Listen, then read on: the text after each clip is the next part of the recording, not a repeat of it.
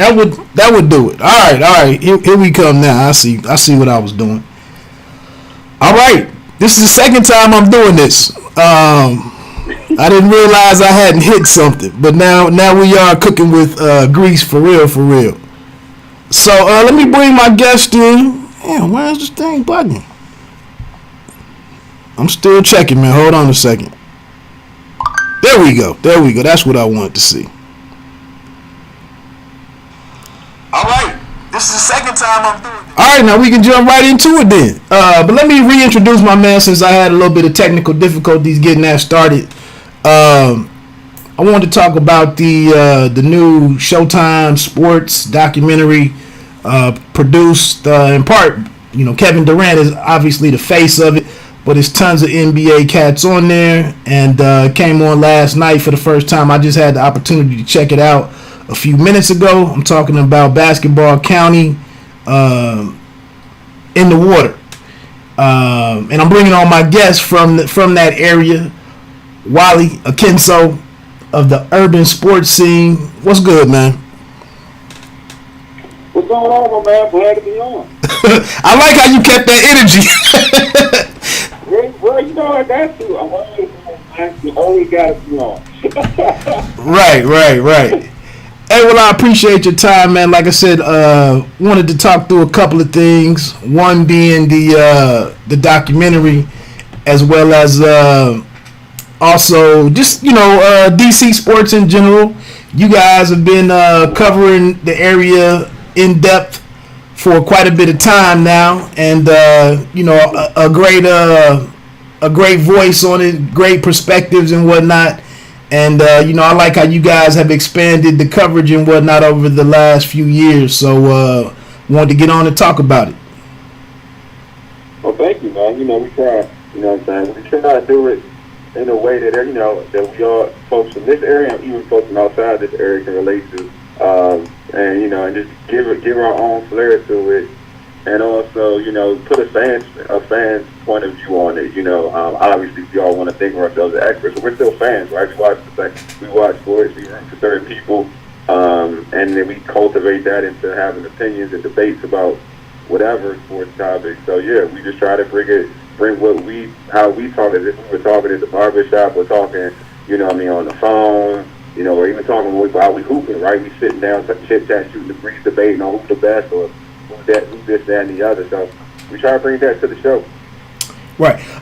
Really quickly before we get into the documentary and whatnot, let the people know, you can give a brief history of the USS, how to find you guys, when you guys broadcast, what you guys are all about. You can get all into that right now. Yeah, the name of the podcast is the Urban Sports Scene. We started, I want to say over 10 years ago, and we pretty much, we try to focus on the area sports teams, major sports teams, and also collegiates too. Do a little bit of high school when we have time, but we talk about predominantly pro sports teams in the Washington D.C. Virginia area, the DMV. So we feature the Washington Redskins, the Washington Capitals, even hockey, the Washington Wizards, the Washington Nationals. At times we do kind of talk about the Baltimore Orioles and the Baltimore Ravens, but not as much. But we air live Tuesdays at 8 p.m. Eastern Standard Time. You can check us out on the website is www.waleo, spelled waleo.podbean.com. There you can check out all our podcasts on iTunes, Stitcher, Google Play, everything, that you pretty much you can check within, finding podcasts out there. So just make sure you check us out, and again, we just shoot the breeze. If you want to give us a follow on Twitter, follow us at Urban Sports Scene on Twitter. Okay. You mentioned you want to run down the who the partners in crime are? We were talking about the folks. You got my man Ray and my boy Will. Those are our co-hosts. We're all hosts. Those are co-hosts. I'm a co-host, so I don't like to act like I'm the leader or whatever. I'm a co-host. They're a co-host. So there are three of us. It's myself, Wally, Ray, and Will C. So we try to hold it down for this area. And then quickly, man, I know, I've seen you in, whether it's on a basketball court or up in the press box at FedEx and whatnot. I know you've been on the radio there locally and whatnot. So, kind of how have you taken, things from the USS and kind of moved forward, on your own or with your own movement? What have you been able to accomplish as Wally? Yeah, I've had an opportunity to sign on with Fox Sports Radio, 1340 AM, and 96.9 FM, Hopewell, Virginia. So I get to, like you mentioned, I cover Redskins games, working with them. We have a Redskins podcast, All Skins Everything, which typically focuses on the Washington Redskins. And the folks in Urban Sports scene, they're involved with that too. I've covered Wizard games. I've done wrestling podcasts, wrestling podcasts with the station. I'm like one of the co-hosts or guests, if you want to say, on those podcasts. And I just keep grinding. My whole thing is always about anything. Once I got into that avenue and working with the Fox Sports radio station, which was still, bring my folks with me, so bring the urban sports thing with me. So whatever I do, it's still urban sports thing. You know what I mean? I just feel I look at it as if I'm like just, bringing the name somewhere else and like help, and networking in the way. Like I feel like, as a people and a culture or whatever, like we can help out the next person and vice versa. So it doesn't even matter like where I go. I'm still bringing that brand with me, and vice versa. I'm helping the other brand too. So. I just look at it like, we all can like do our part in helping the next person out. Right. So, like you said, Wally just said everywhere that you can catch them, they've been at this an extremely long time. They're very consistent, and they happen to be in a good area, where there's tons of sports teams to cover, and so on and so forth. So, with that said, man, let's get into this. I reached out to you because I saw where you had made the. You had commented after the show, the basketball county in the water. You said you posted that it was good and whatnot, but there was a lot of other things that you would have liked. Oh, I meant to preface this whole discussion with, I'm not going to entertain too much of your Michael Jordan shaming. I know we're in the midst of another popular documentary right now. I'm going to let you get off whatever you need to do, with the Jordan shaming and whatnot. I'm not going to engage in any of that. but with respect to this documentary, you said that, they could have went into some high school rivalries, area things that we wouldn't know about nationally and whatnot. So that's why I said I just wanted to get your opinion on it. I will say for me, and you know this too, when it comes to doing any of these projects, creating any of creating any content, it takes a hell of a lot just to do the smallest thing. So I'm really not trying to tear it down too much, but let's talk about it, man. What's something that you would have liked to have seen included? Well, the county is Prince George's County. So that's like the county that's known for, that they're talking about. And the county has so much talent. We've always said this for years as a youngster. Like, even watching some of the hoopers, you always hear about New York, you hear about California.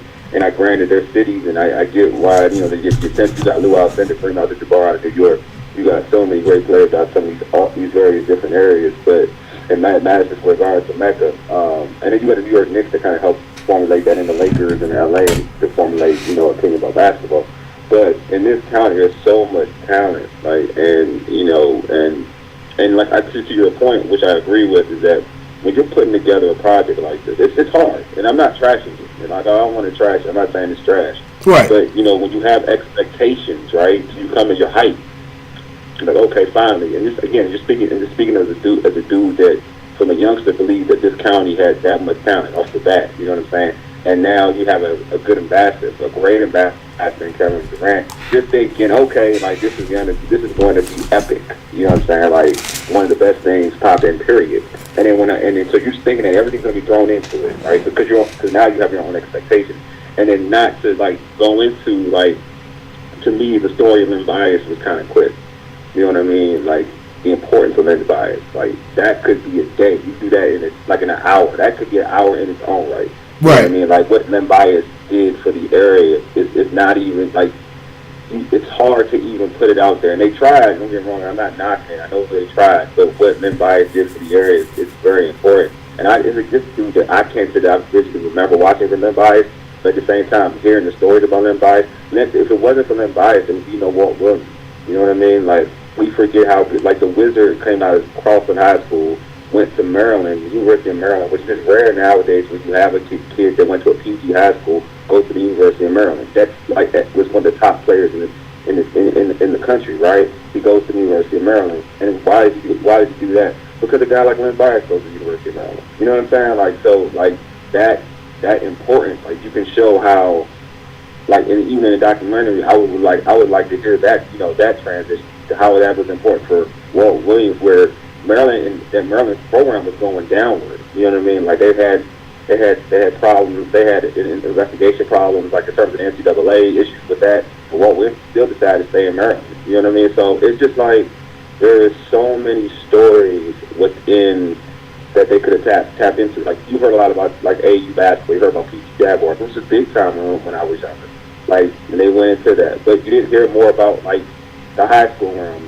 Like there was so much competition within high school. Like Mike Sweeten, you didn't hear about Mike Sweeten in Oxford Hill. Like could have heard about it. Like Mike Sweeten was a dog at Oxford Hill. Like it was rare to have a guy like Mike Sweeten at Oxford Hill.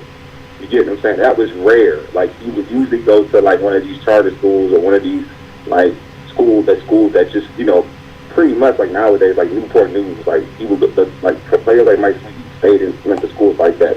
Or they went to the Master, you know what I'm saying? Like, they didn't play in public school. Like, Mike Sweeten played in a public school and went to Georgetown. Right. As one of the best players in the country. Like, recruits, like, that's, you don't get that, you know what I'm saying? Like, and even players who didn't make it. Like, I would like to hear more about players who did make it, who, at the time, were one of the better players in the county. And we're going to go to, like, some of these big schools and certain things happen. You know what I mean? So, it was me with a lot that they could have added on to it. Even like the community center stuff, like there's more they could have dived into, like what the importance of that, because that is super important. Like the PG County community centers that are like in these various different areas are very important to the cultivating of these young dudes and how they grew up to learn the game of basketball. Our boys and girls clubs were amazing back then. Like we're amazing. So. And I'm speaking, I'm biased because I'm a boys and girls club coach. You know, so I'm biased on that because I know the importance of it.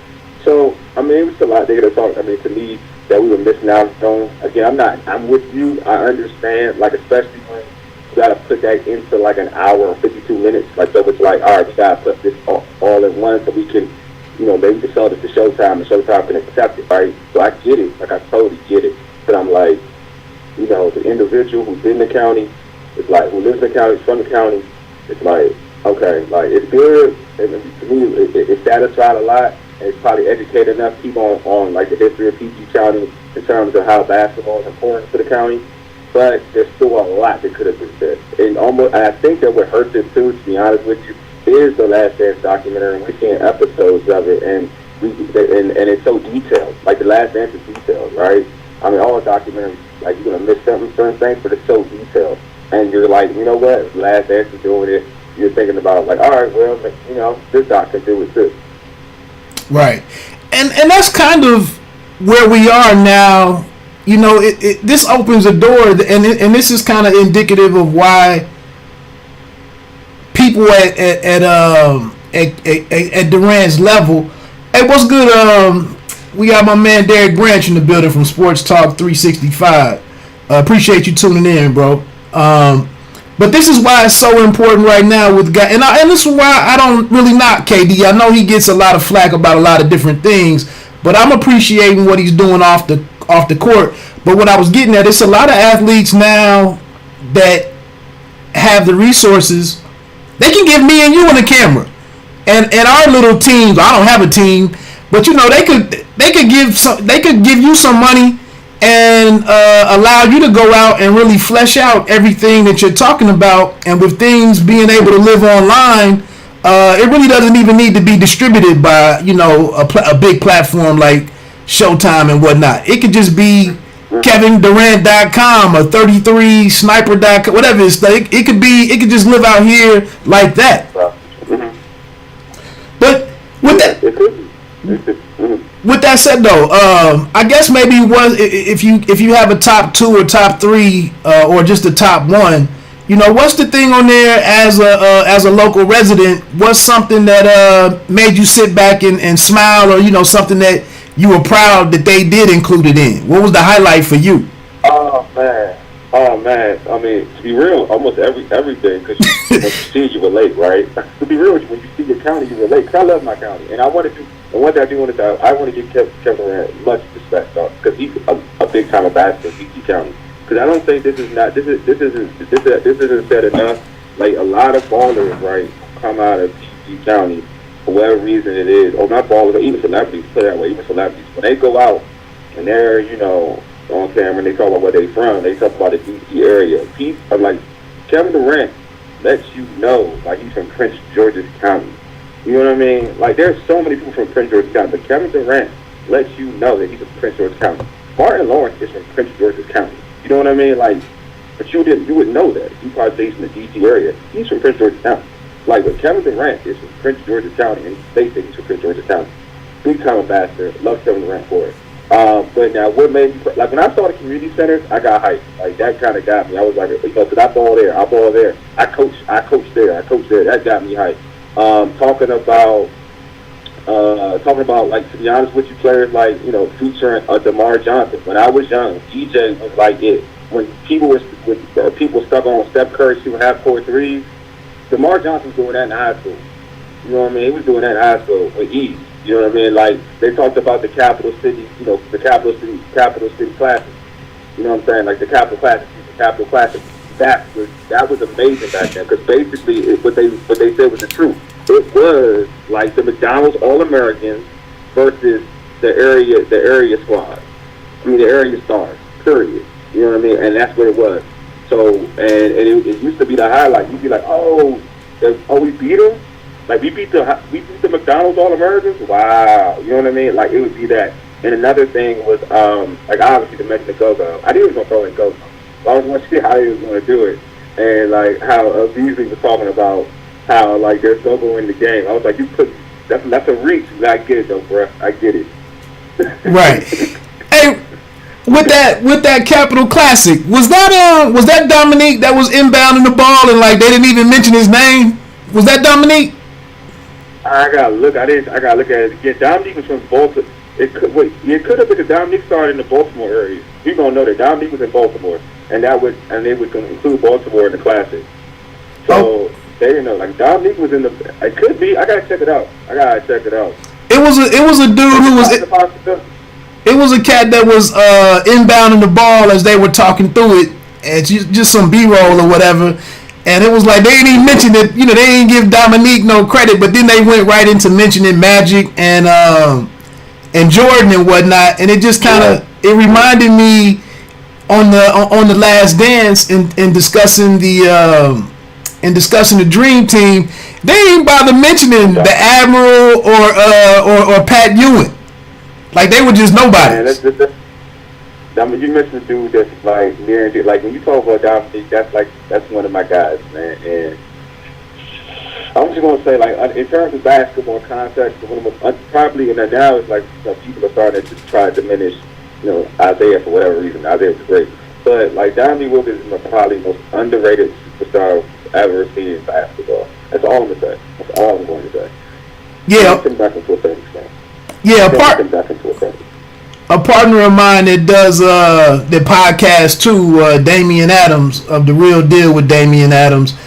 He was doing a start bench cut series on his Instagram page, and I think he had Dominique, Carmelo Anthony, and one other forward, and I was, just looking at it, I was getting ready to. I would have started Carmelo, and then I said, well, let me check, let me go back and see what Neek was really doing. And I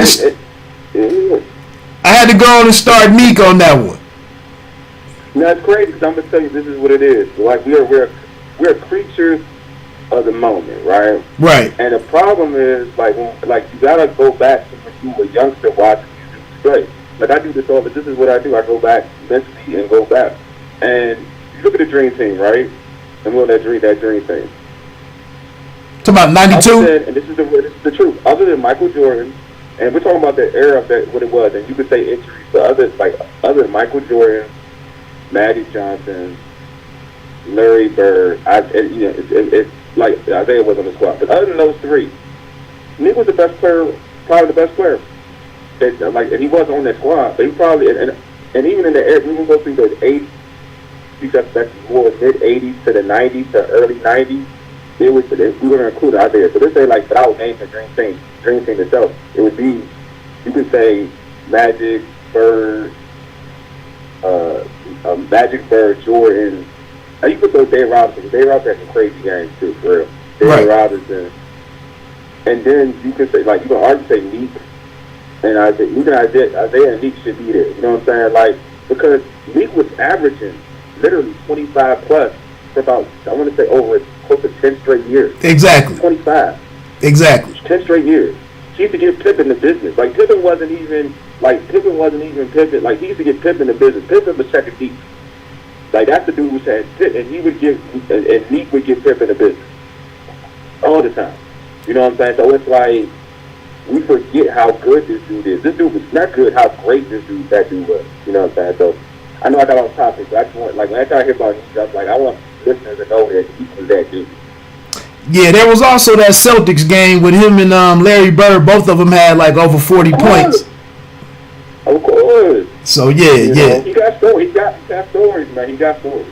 Right. Now, were you aware of the they on the documentary they mentioned that one of the reasons why PG County and quickly, actually, man, I was born in PG County.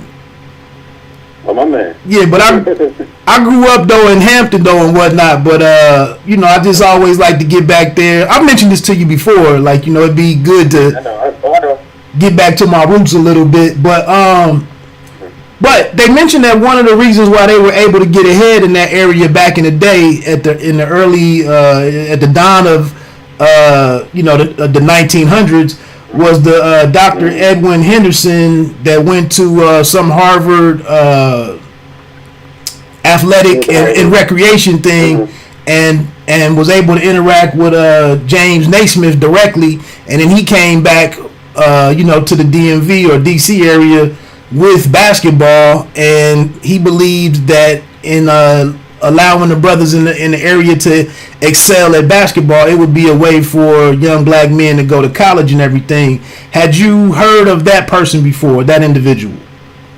No, I didn't, and that educated me. That's what I'm saying. That's the thing that I did enjoy. You know what I mean?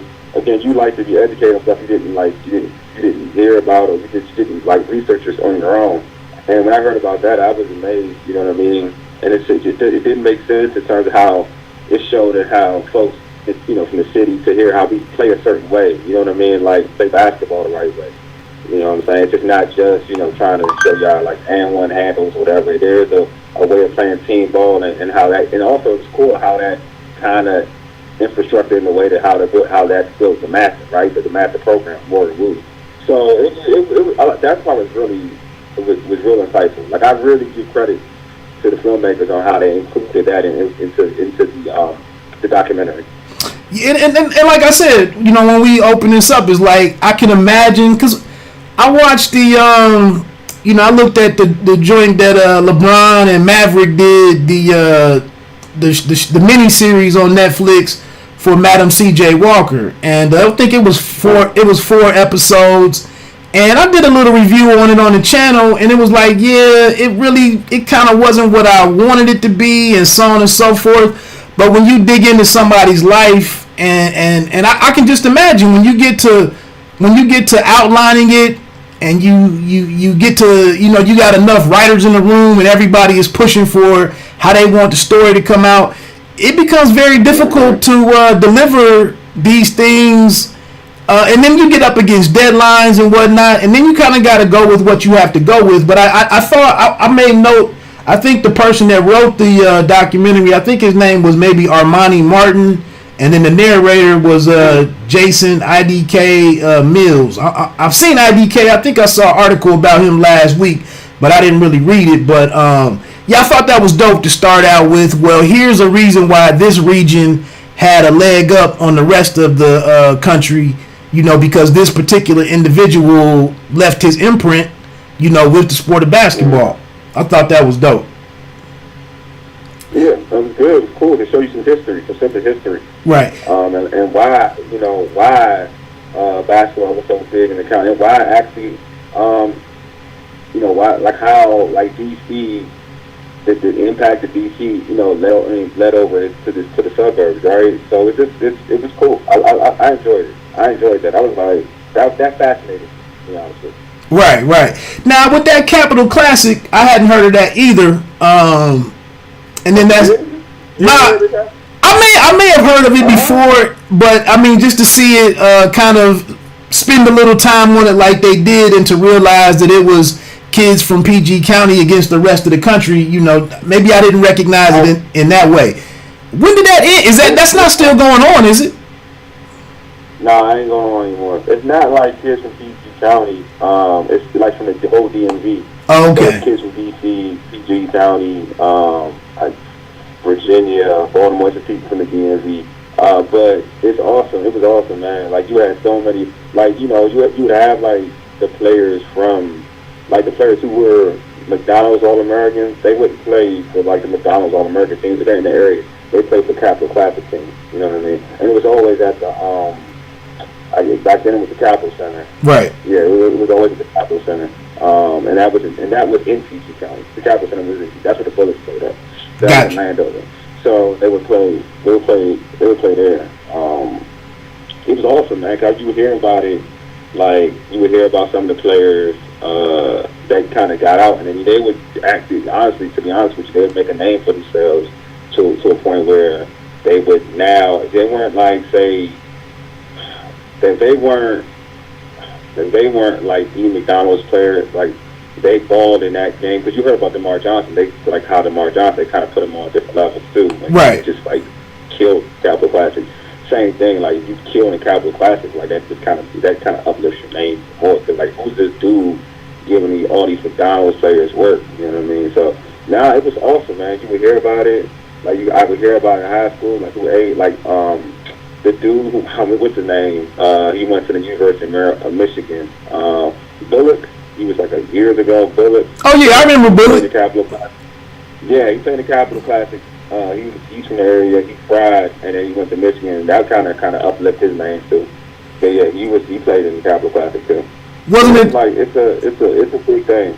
It's a big thing. Wasn't it Lewis Bullock?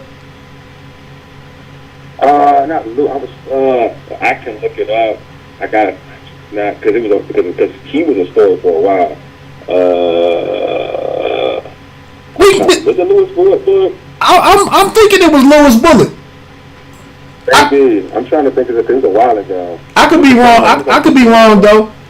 So, you could probably. One thing that was a little weird to me, as I'm watching it and trying to figure out what the hell was going on, was that the Curtis Malone cat from the DC Assault, that that for the first 3 quarters of the documentary, they just had his voice, and it was like you could tell that it was recorded from a phone. And then when it got into the story, that part of the story, they broke it down that he was taken down for selling or distributing heroin and whatnot. Were you aware of that, or was that something new to you? No, I knew that. I knew about it. I knew he got locked up. I forgot why he got locked up. I think he got locked up. I knew it just changed the whole situation. But I heard, he did a lot. In terms of the kids, I think what Beasley says is correct. A lot of times when we see dudes and they commit crimes, it's like, we think they're bad people. But when we look at the kids and what their goal was, yeah, like they really did like cultivate an environment that got these kids out of trouble. Isn't that the goal of everything? At the end of the day, like just to get these kids out of trouble. They're in situations where, you know, they're in bad situations, but get them to a point where they can kind of better their lives. So he did that. You know, obviously he had his own demons he had to worry about, but in terms of what his, you know, what he sought out to do, he did it. Now, did he want to make some money off of it too? Yeah. I mean, hey, that's the AAU circuit, right? Right. Nowadays, that's what people do. You know what I'm saying? Like let's call it for what it is. But if you're, you know, if you are getting these kids out of situations where, you know, they're in trouble or they wouldn't be able to fulfill their dreams, and he's helping them do that. Like then, yeah, like DZ said, I think, you know, he deserves credit for that. You know what I'm saying? Like and all the other players like Nolan Smith, all these dudes, what they stated. You know what I'm saying? Like there was a care for the kids. You know what I mean? And as a coach, that's what I think. Like for me, when I coach, you know what I'm saying, I'm always like, yo, do his best for the kids, put them in the best situation. Period. You know what I mean? Either that's on the court, off the court, whatever. You put them in the best situation to succeed and to fulfill the dream, and that's what you hope. And I think that to me, he did that to a certain extent. Now, again, you know, things happen on your own side of things, but in terms of what for those kids, he did a lot for those kids. Yeah, it was a little salty to me to bring on the one. I don't know if that was a prosecutor or investigator that kind of came in and said that the man wasn't a role model. I mean, obviously, obviously he had to have done enough positive to where Quinn Cook, I believe, or even Nolan Smith, they were living with him and never knew anything that was going on. So he had to have been going out of his way to make sure that none of this ever affected the kids, you know, and or you know, nobody was ever put in harm's way. Yeah, and I agree, and I do agree.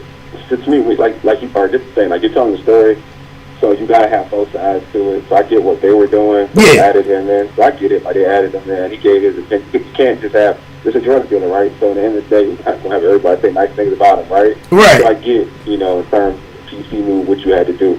But I do agree with, like, even to me, even if Quinn Cook and Nolan Smith were lying, right? Maybe they did know about some things, right? It's possible. I give it, like, I'm not being real. Like, it's possible it's possible they're lying. It is, because when somebody's, you know, really doing it like that, you kind of you catch the word and you probably know about it. But at the same time, like, that's none of their business, because he's not really he's not putting that on them. You know what I'm saying? Right. Like, he's not, hey, sell my stuff for me, or he's not like, hey, look what I'm doing. I'm sure he wasn't trying to involve them dudes in it anyway, period. So at the end of the day, that's his thing. It wasn't him leaking it over and look at me, you know, you can do this too. It wasn't that type of move. It was separate from what he was doing with DC Assault. You know what I'm saying? It was separate. It wasn't together. It was separate to how he influenced those kids and whatnot. So, yeah, I think that, you know, I think that the prosecutor, I mean, the individual they brought on, like, he ain't had no need, and he didn't really have no business into what this dude really was doing for those kids, because he doesn't know. He knows secondhand, right? He doesn't really know. Right. So, like, that's the thing. But again, I get it, because you got to tell two sides of the story. You get what I'm saying? So I get that. But he don't know. And I didn't like it myself, but I was like, I understood it. Right. Feel free. What I want to say here is just the guys that I saw in there that kind of, whether it did or didn't happen in the NBA. Let me know if you have a player that's interesting to you. But just looking at either Chris Jenkins from Nova, who hit the big shot to win the national title, or Sam Young, who went to Pittsburgh. I was kind of shocked that things didn't work out for Sam Young at going into San Antonio and being with Coach Pop and whatnot. I was actually kind of shocked that, like, there was no longevity to Sam Young at the NBA level. Was there any players that you would know that you may be a little shocked that it didn't work out at the in the pros for them? Well, I know Chris Jenkins' uncle. I just know that it was going to be tough for him. Sam Young, I mean, I'm a Georgetown fan, so I watched Sam Young enough. I kind of knew that Sam Young wasn't going to be a star NBA player, but I did think that, just being with Pop, that's a good point, that, Pop typically brings the best out of everybody, right? Trying to think, a player. I mean, I'll be real with you. The player that kind of stuck out to me that didn't really shine like he was supposed to be. There's like a couple, and I'm gonna be by one is Mike Sweetney. I thought Mike Sweetney would be a star. Oh yeah. I thought he just did. I'm not speaking of my Hoya fan. I'm just being real. And also DeMar Johnson. I swear if that accident never happened, I think he would have thought something really special. Like DJ could have been real special. You know what I mean? Like, really. I mean, he had a good NBA career, turned into 2 years, but what it could have been something truly special. I think that, they mentioned, like, Jeff Green. Jeff Green maximized it, but I had to think about, it'd be DJ and it'd be DeMar Johnson and Mike Sweet. Because those are two dudes that I thought, from the documentary. I'm sorry, I'm forgetting the biggest one. Michael Beasley. Michael Beasley should have been a superstar. Beasley should have been a superstar. There's no reason why Beasley should not be in the league. Like, Beasley, and I even have an issue. Yeah, Beasley be my top. I'm going to take that back. Beasley will be my top. And my issue with the Beasley situation is nowadays where basketball is, like, positionless. You know what I mean? Like, he can play, you can play any position. Beasley messed, like, the Heat messed Beasley up by trying to make him into a 3, where they could have just had him as a 4 and made him be an undersized 4 and work him out of that situation. He would have been a better player. Like Beasley would. Like, that's the one. Because, that's like, when you watch him play at any level, in terms of offensively speaking, there's nothing that man can do as a scorer. Now, he can't do as a scorer. There's nothing. Was Beasley 1 year ahead of KD? Yeah. So he was. He's a year old. Yeah. He was down at Kansas State before KD got. No, KD. I'm sorry. KD went to Texas. I'm sorry. What, Texas? Yeah, he went to Texas. Yeah, I just, like you said, and we talked about Beasley before on Facebook and different posts. Like, I sit and look at my team, the Pistons,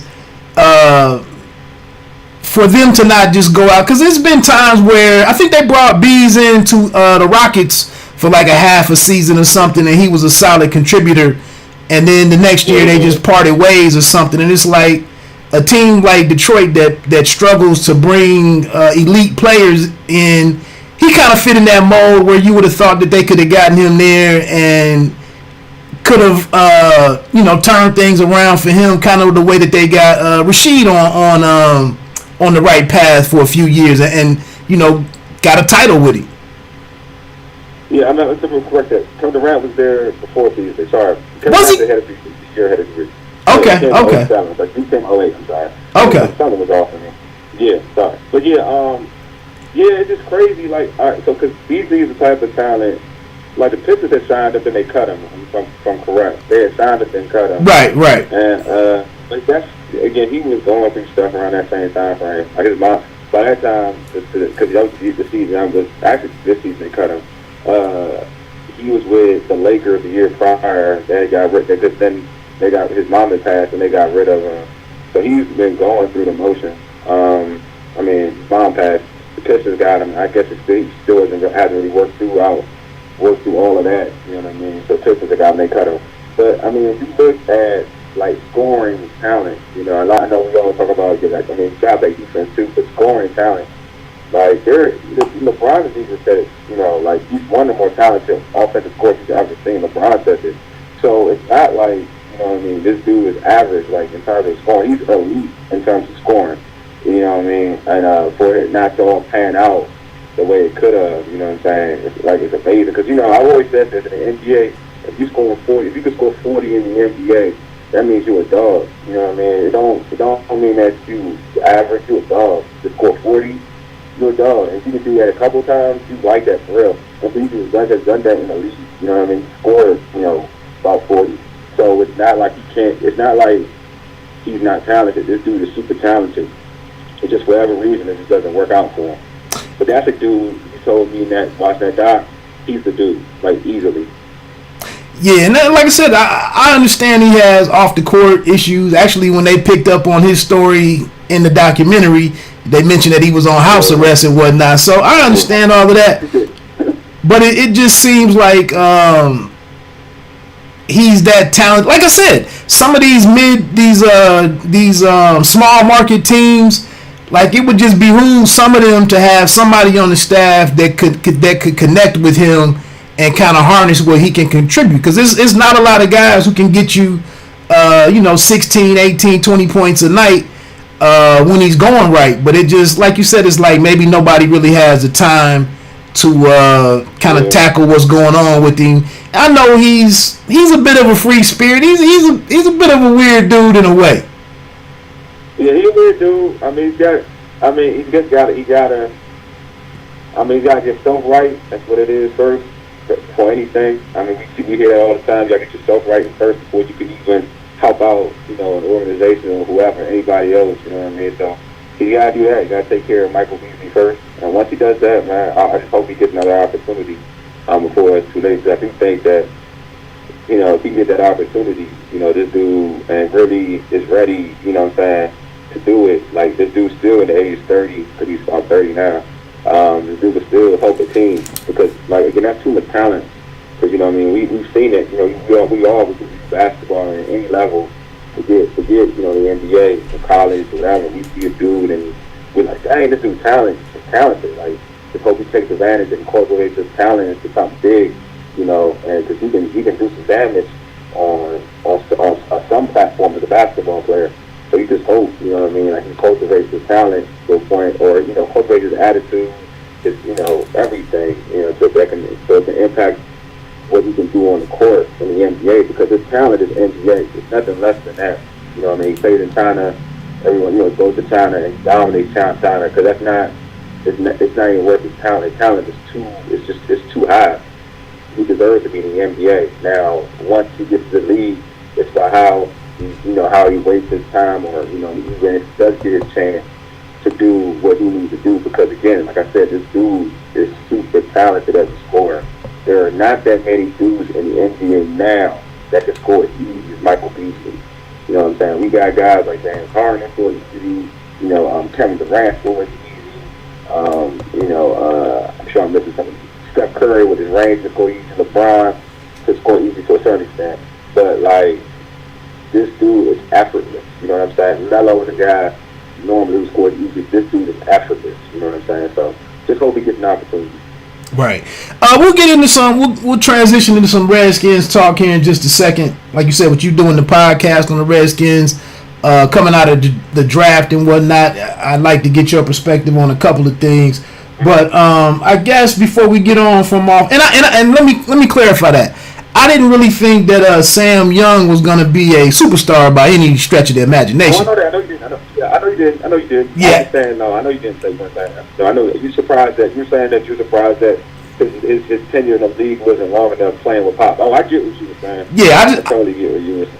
I just thought he could have been a solid system player, and especially in that system. Mm-hmm. And the one thing, he's one of those one locked in. I mean, he was shooting the hell out of the ball through the Big East tournament, I believe, and then into the. I don't think they were in the ACC yet. So. No, he was a Big East. He's a Big East. He was good. No, Sam Young. I agree. I totally agree with you. You would think Sam Young would have like a decent deal. He's the type of player because he did certain things well, technical wise. Right. To me, he would have technique wise. You would think that he would stay in the league, for a good 10 years, because you would think that he would be a solid basketball. Because he's a solid basketball player. He's a solid basketball player. And like you said, every year he got better.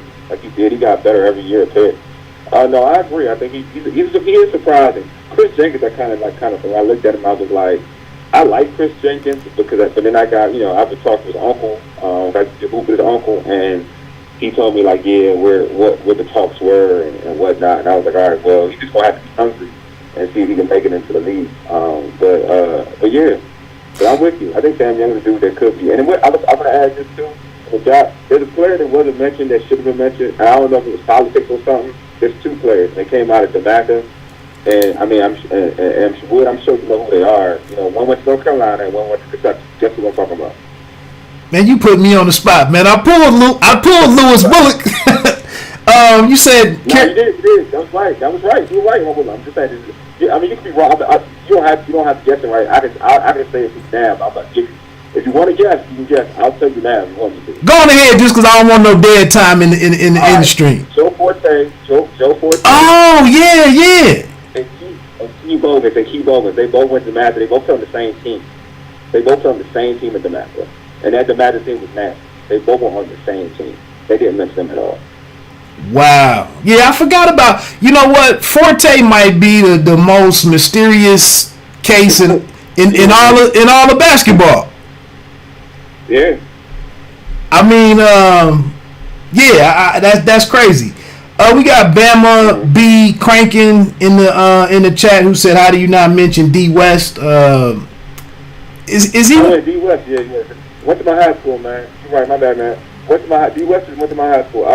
No, I tried not to talk real talk. I tried not to because D West, you know, like for me, that's a dude that is a hard worker, is a grinder. D West is a grinder. Because you know he played behind Eddie Basson. I mean, not played with Eddie Basson. And they both came out, and D West went to Rhode Island. He went to St. Joe's. He went to the St. Joe's. Played with Jameer Nelson. Balled out and became a first rounder. Like that dude, where he started off as a freshman at Roosevelt to get where he was at. Man, that's hard work and grinding and determination. D West is definitely one of the dudes. I just hope, man, you know what I'm saying, like, in terms of mental illness, dude can get his stuff together, because, you know what I'm saying, like, you know, you pray, because mental illness is a situation that we all in our community don't talk about enough, and to me, it's something it's a thing that we all need to, like, look at the warning signs and help out the next person, because you just don't know what somebody's going through, and D West is one of the dudes that you just pray for, man, but yeah, definitely hard work and a grind and an amazing talent. Eddie Basson too, was a baller. You know, went to my high school, played with D West, went to Charlotte. You know what I mean? You know, the University of Charlotte. Went to the Chicago Bulls. Started with the Chicago Bulls. So Eddie's another one. But man, I have a friend, Delonte Holland, on that same Roosevelt thing. Was his best player at that time before he left. Went to DePaul. Yeah, man, you're right, man. We're looking out. Yeah, definitely Delonte West. I kind of stay away from Delonte West. I don't want to talk about mental illness for this juncture of the show, but yeah, definitely D-West. Yeah, and that's interesting. That was kind of one thing that I was going to mention. It seems like if you watch, me being in Dayton and watching the UD Flyers, you watch the Atlantic 10. It's pretty much it's a bunch of DMV guys littered throughout the Atlantic 10. There it is. They do their work, man. Like. It's nowadays now. I mean, it's funny because you're right. Back then, Atlantic 10, they used to kind of, you know, they used this spot as a hub, and they would like kind of pluck them out of here. But nowadays it's different. Like now it's like you got folks everywhere. Like they're getting everywhere. Like Tim Durant going to Texas, right? Beasley going to Kansas State. You know what I mean? And I was to a point, and you kind of had the age stuck into it. Like, you know, that kind of helped out, you know, the other schools outside, these big schools outside, you know, to recruit these kids. But, yeah, definitely. They do their work. Like, the A-10 was doing their work back in the day. Right. Now, the one thing, you know, the one thing that was not really touched on too in-depth, and like you said, they only had an hour and 5 minutes or whatever it was,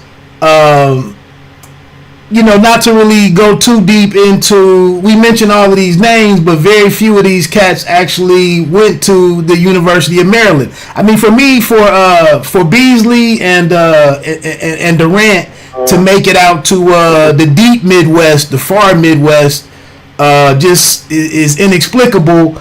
But you know, and it's kind of since Baxter and Francis and all of these guys moved on, you know.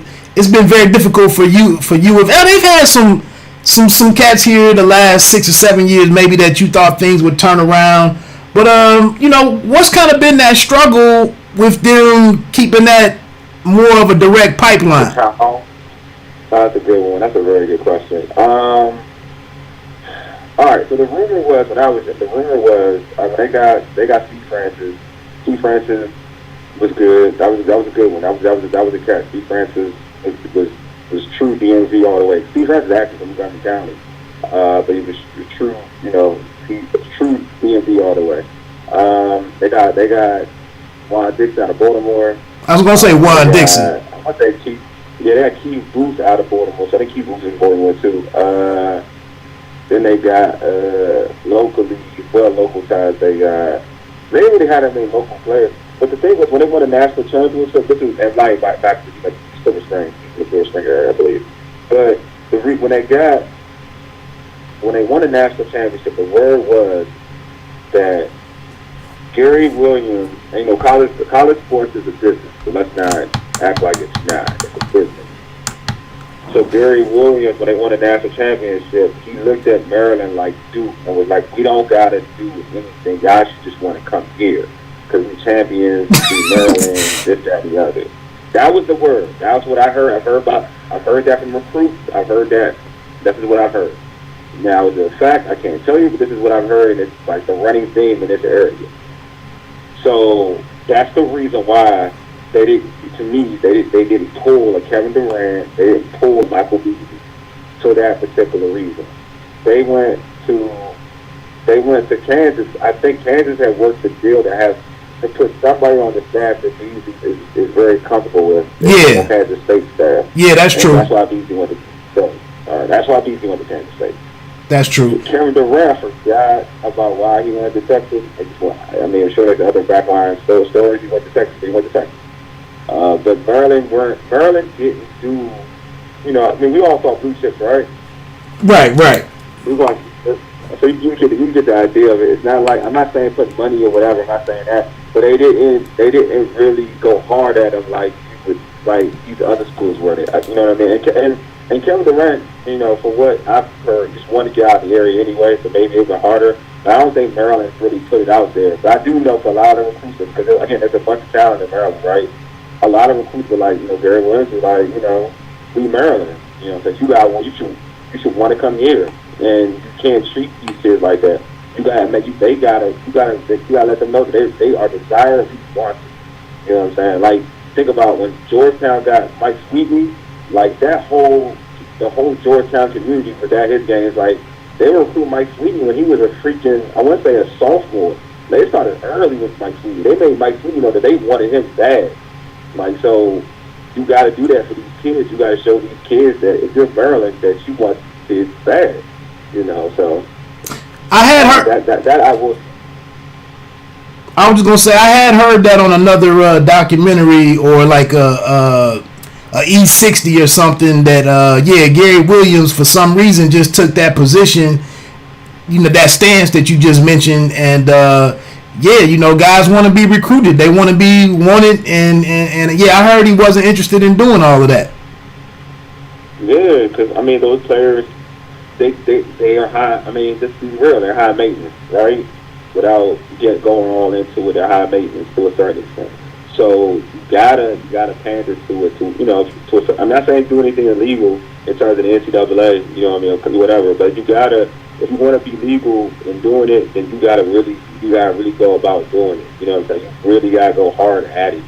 And I don't think Gary was going hard at it. And he just got his guys. He got his great guys. I mean, eventually, you know, I mean, he had a great career. I mean, a great coaching career in Maryland. But when we talk about getting those guys, I mean, look at it. For real, he rarely got those guys.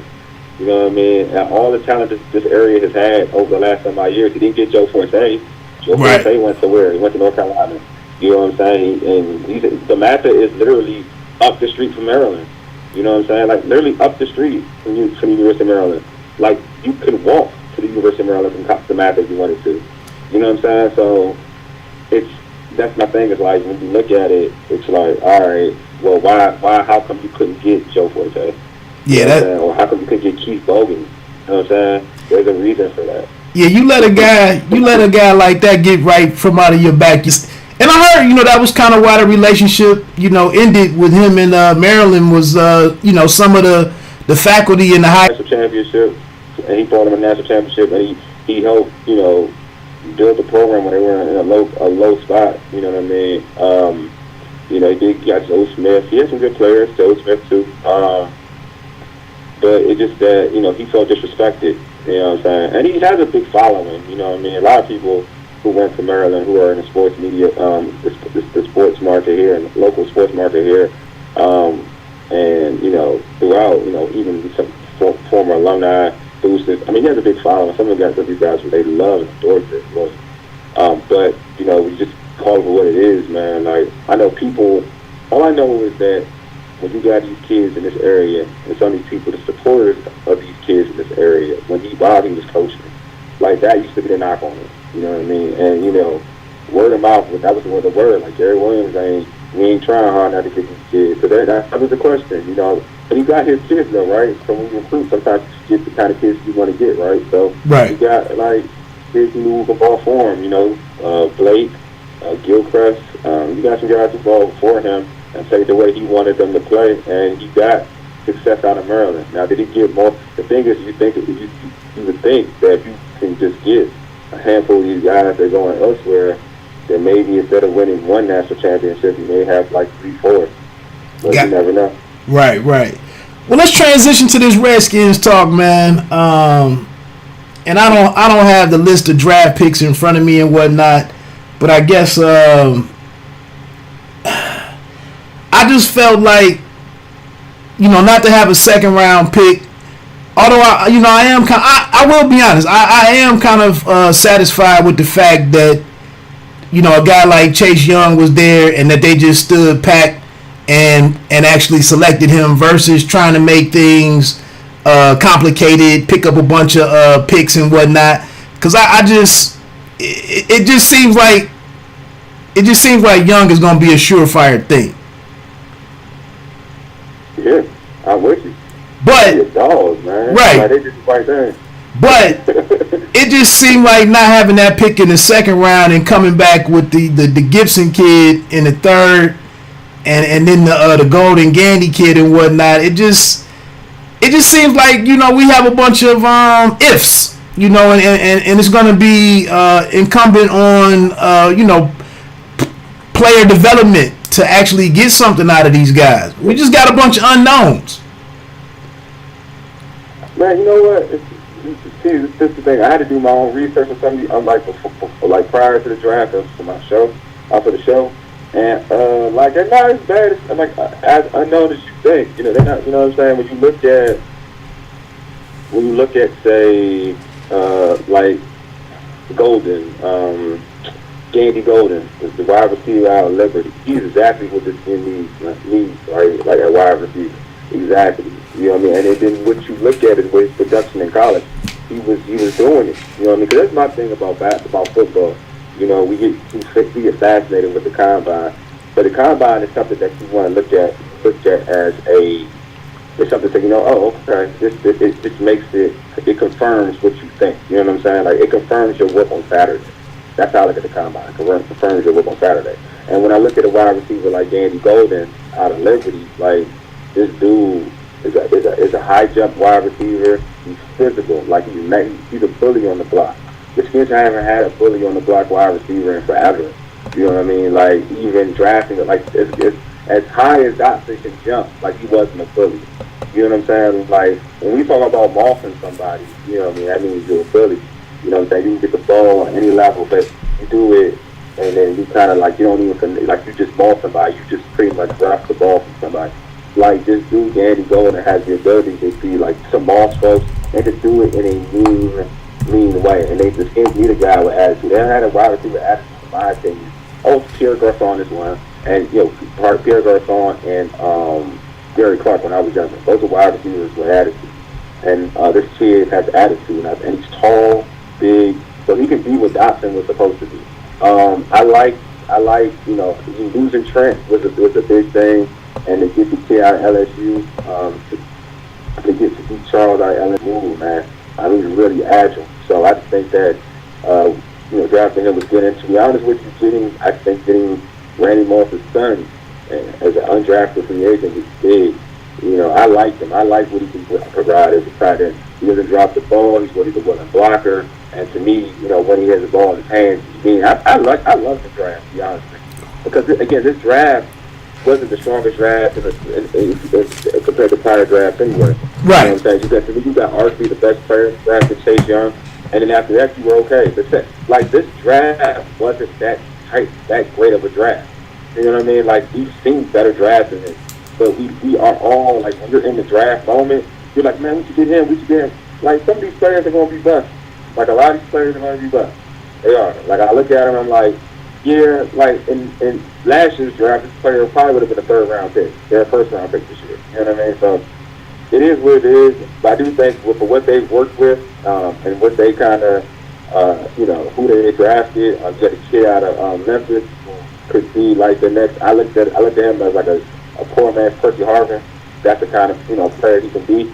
They did a good job. They did a really good job, and the most important thing, they did a good job giving Dwayne Haskins talent around him because that's what he needs the most.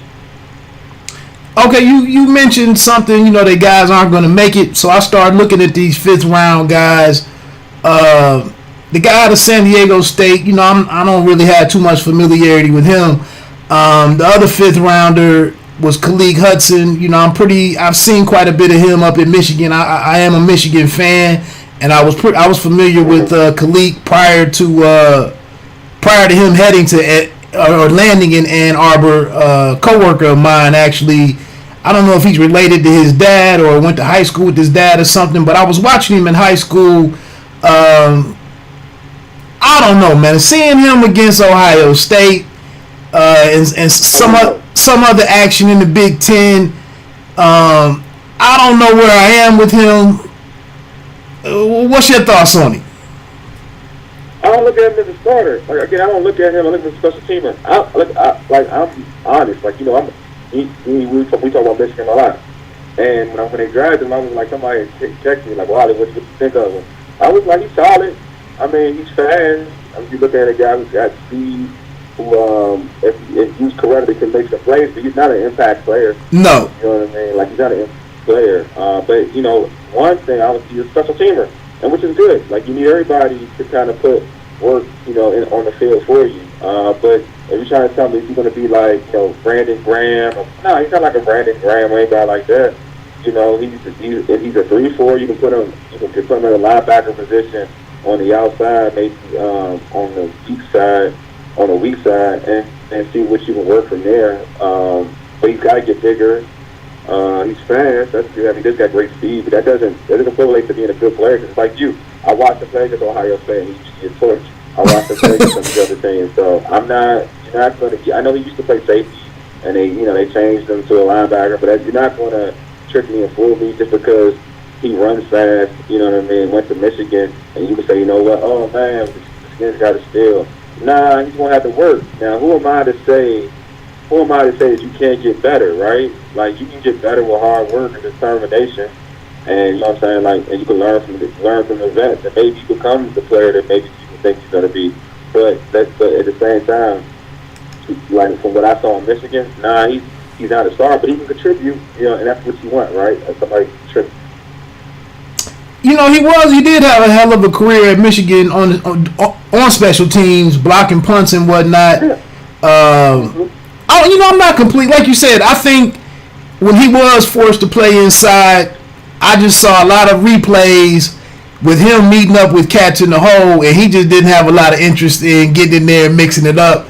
And I just, those images being lasting memories, they're going to have to figure out what to do with him. But like you said, you do need young, active, and fast bodies in that, on the special team side of things. So, it is what it is. I'm with you though. I look, when they drafted him, I wasn't like.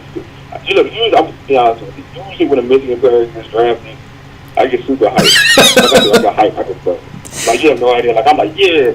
I was waiting for Jonathan Peoples-Jones for the longest. You know what I mean? Like I'm waiting for his draft. When the Skins drafted Hudson, I was like, oh, okay, right. That's it. That was all it was. That's the only thing that came out of my mind.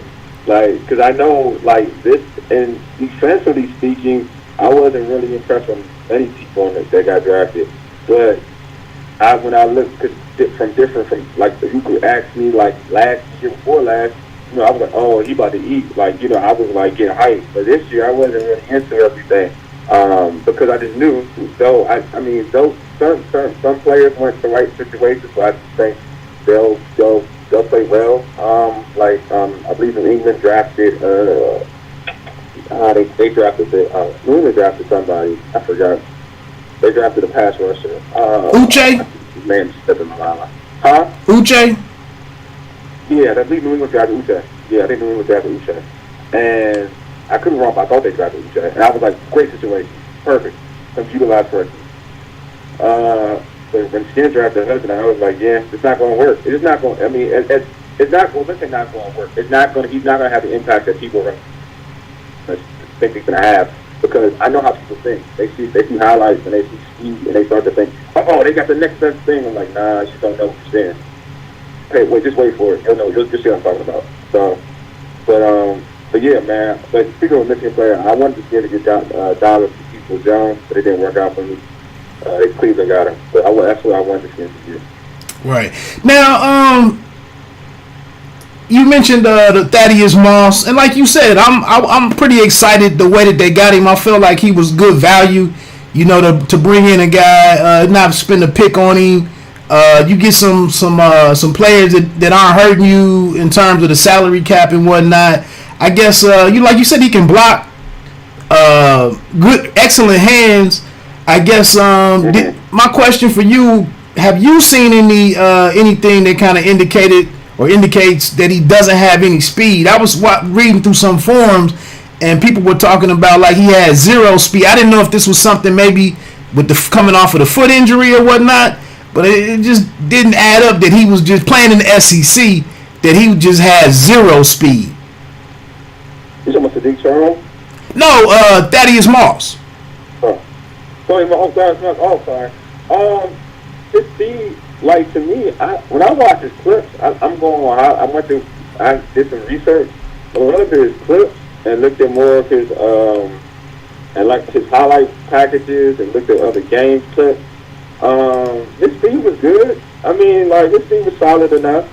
I like that he's a willing blocker, and he got hands. I think that's very important. Right. You know, like, his speed is solid for a tight end. I mean, he's not as bad. I think people kind of go over the top when it comes to, it's a tight end. You know what I'm saying? Like, how much speed do you want a tight end to have? There's some tight ends that aren't the fastest. Like, Jason Witten's the slowest tight end ever. He gets open. So I don't really get into, the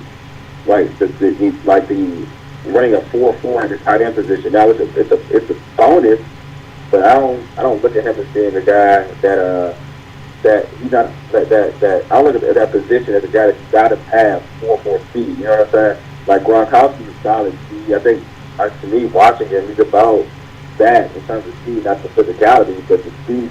He has that. He has enough to get open. He has enough to make plays after the catch.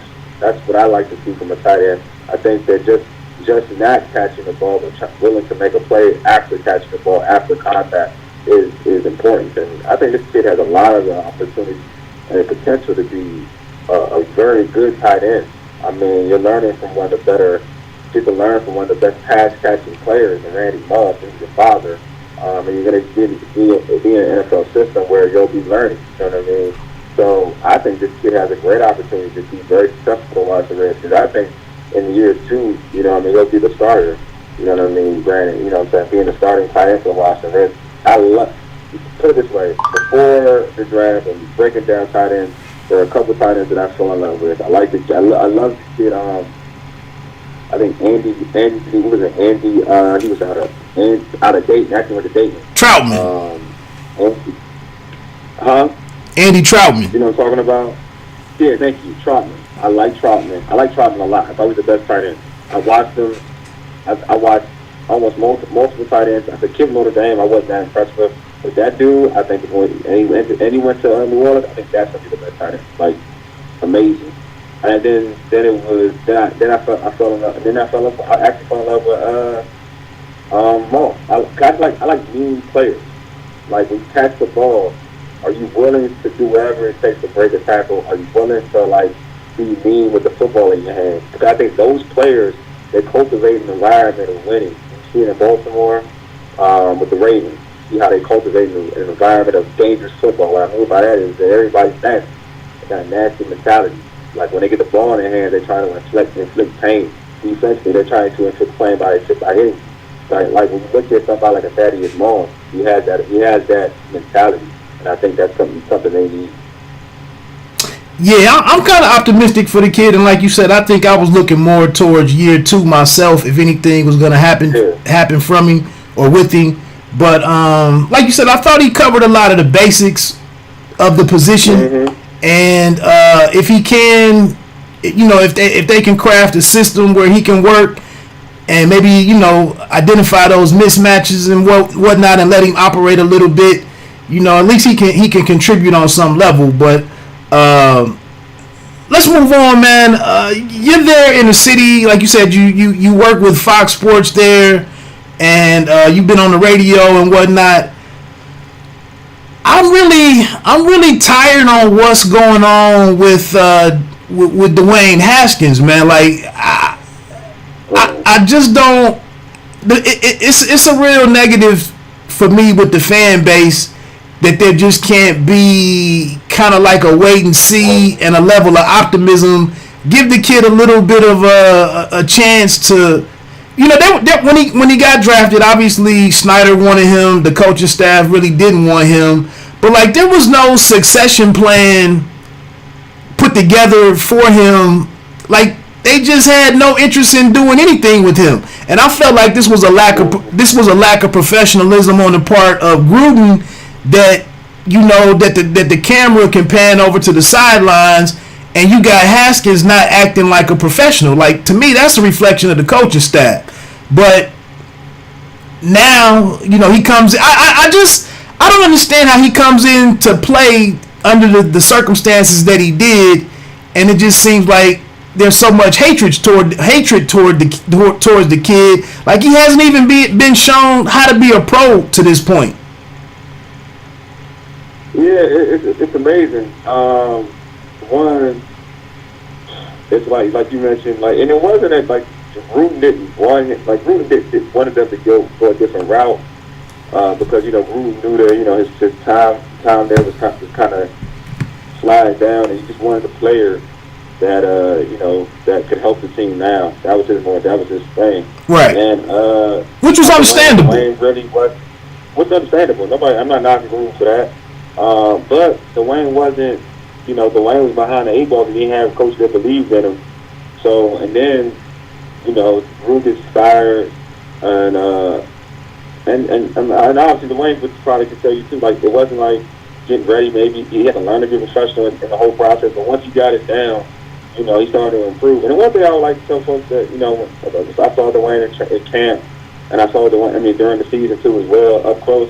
Like, he got better every game, man, and he got better every day in practice, you know what I'm saying? So, it's not like what you asked for, what Dwayne did. And my issue is with, like, it's not even with the fans. I think, we live in an era or an environment where,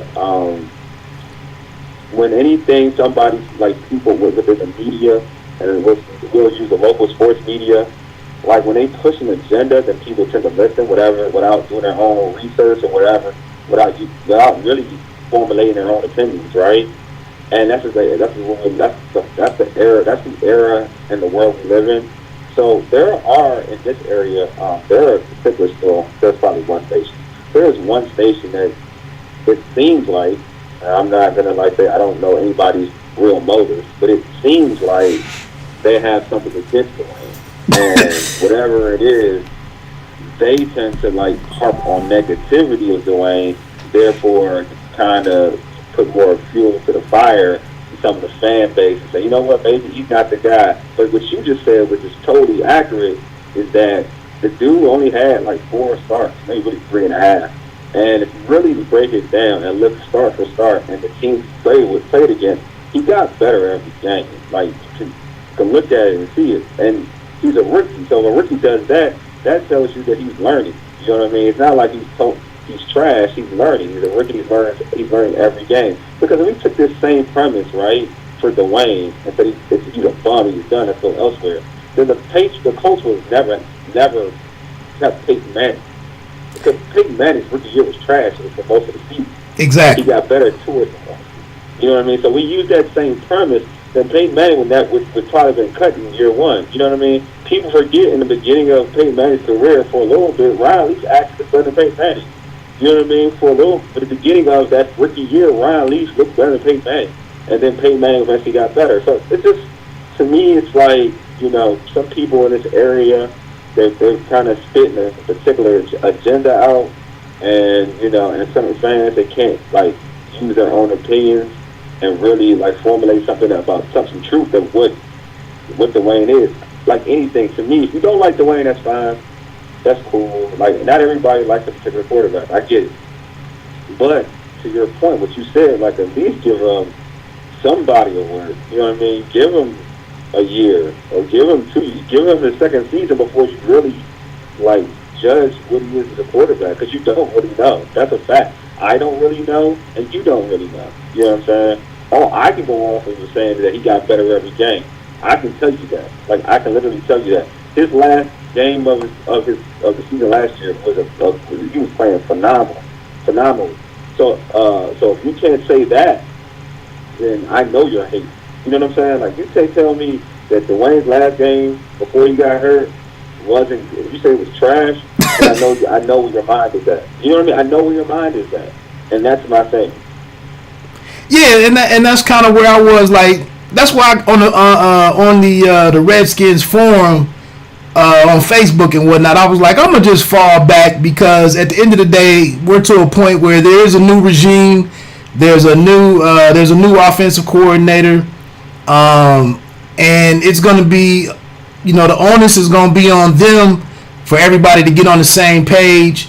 I'm watching the kid on Instagram and kind of seeing what his off-season commitment is. I'm imagining once the season, once I saw where Goodell let the teams know that players can start returning to the facilities and whatnot. But let Rivera work with him. Let Rivera observe what he's trying to do as a leader. It's a whole bunch of boxes that he has to start checking, and if those critical boxes aren't checked, then you start giving the guy some crap. But it looks like he wants to get better. Like I said, he came in the league, and there was no succession planning and no hand the keys over to him. That was not. He was just another dude standing around. And I feel like one thing that we're not taking into consideration is when we finally get to the regular season and we start seeing him on the sideline, maybe pouting, maybe not engaged properly and whatnot, we got to understand that this is 2 or 3 months into this relationship with his coach, or lack of a relationship, and maybe things that just really went sour. And again, I'm putting this on the lack of professionalism and the deficiencies of Gruden as a head coach. Is that, yeah, even though you were put in this unfortunate situation, you still have a job to do. You need to find some way to make this man, to incorporate him into, the quarterback room, and for him to stand on the sidelines and not have a headset, or not be looking at or involved in the discussions.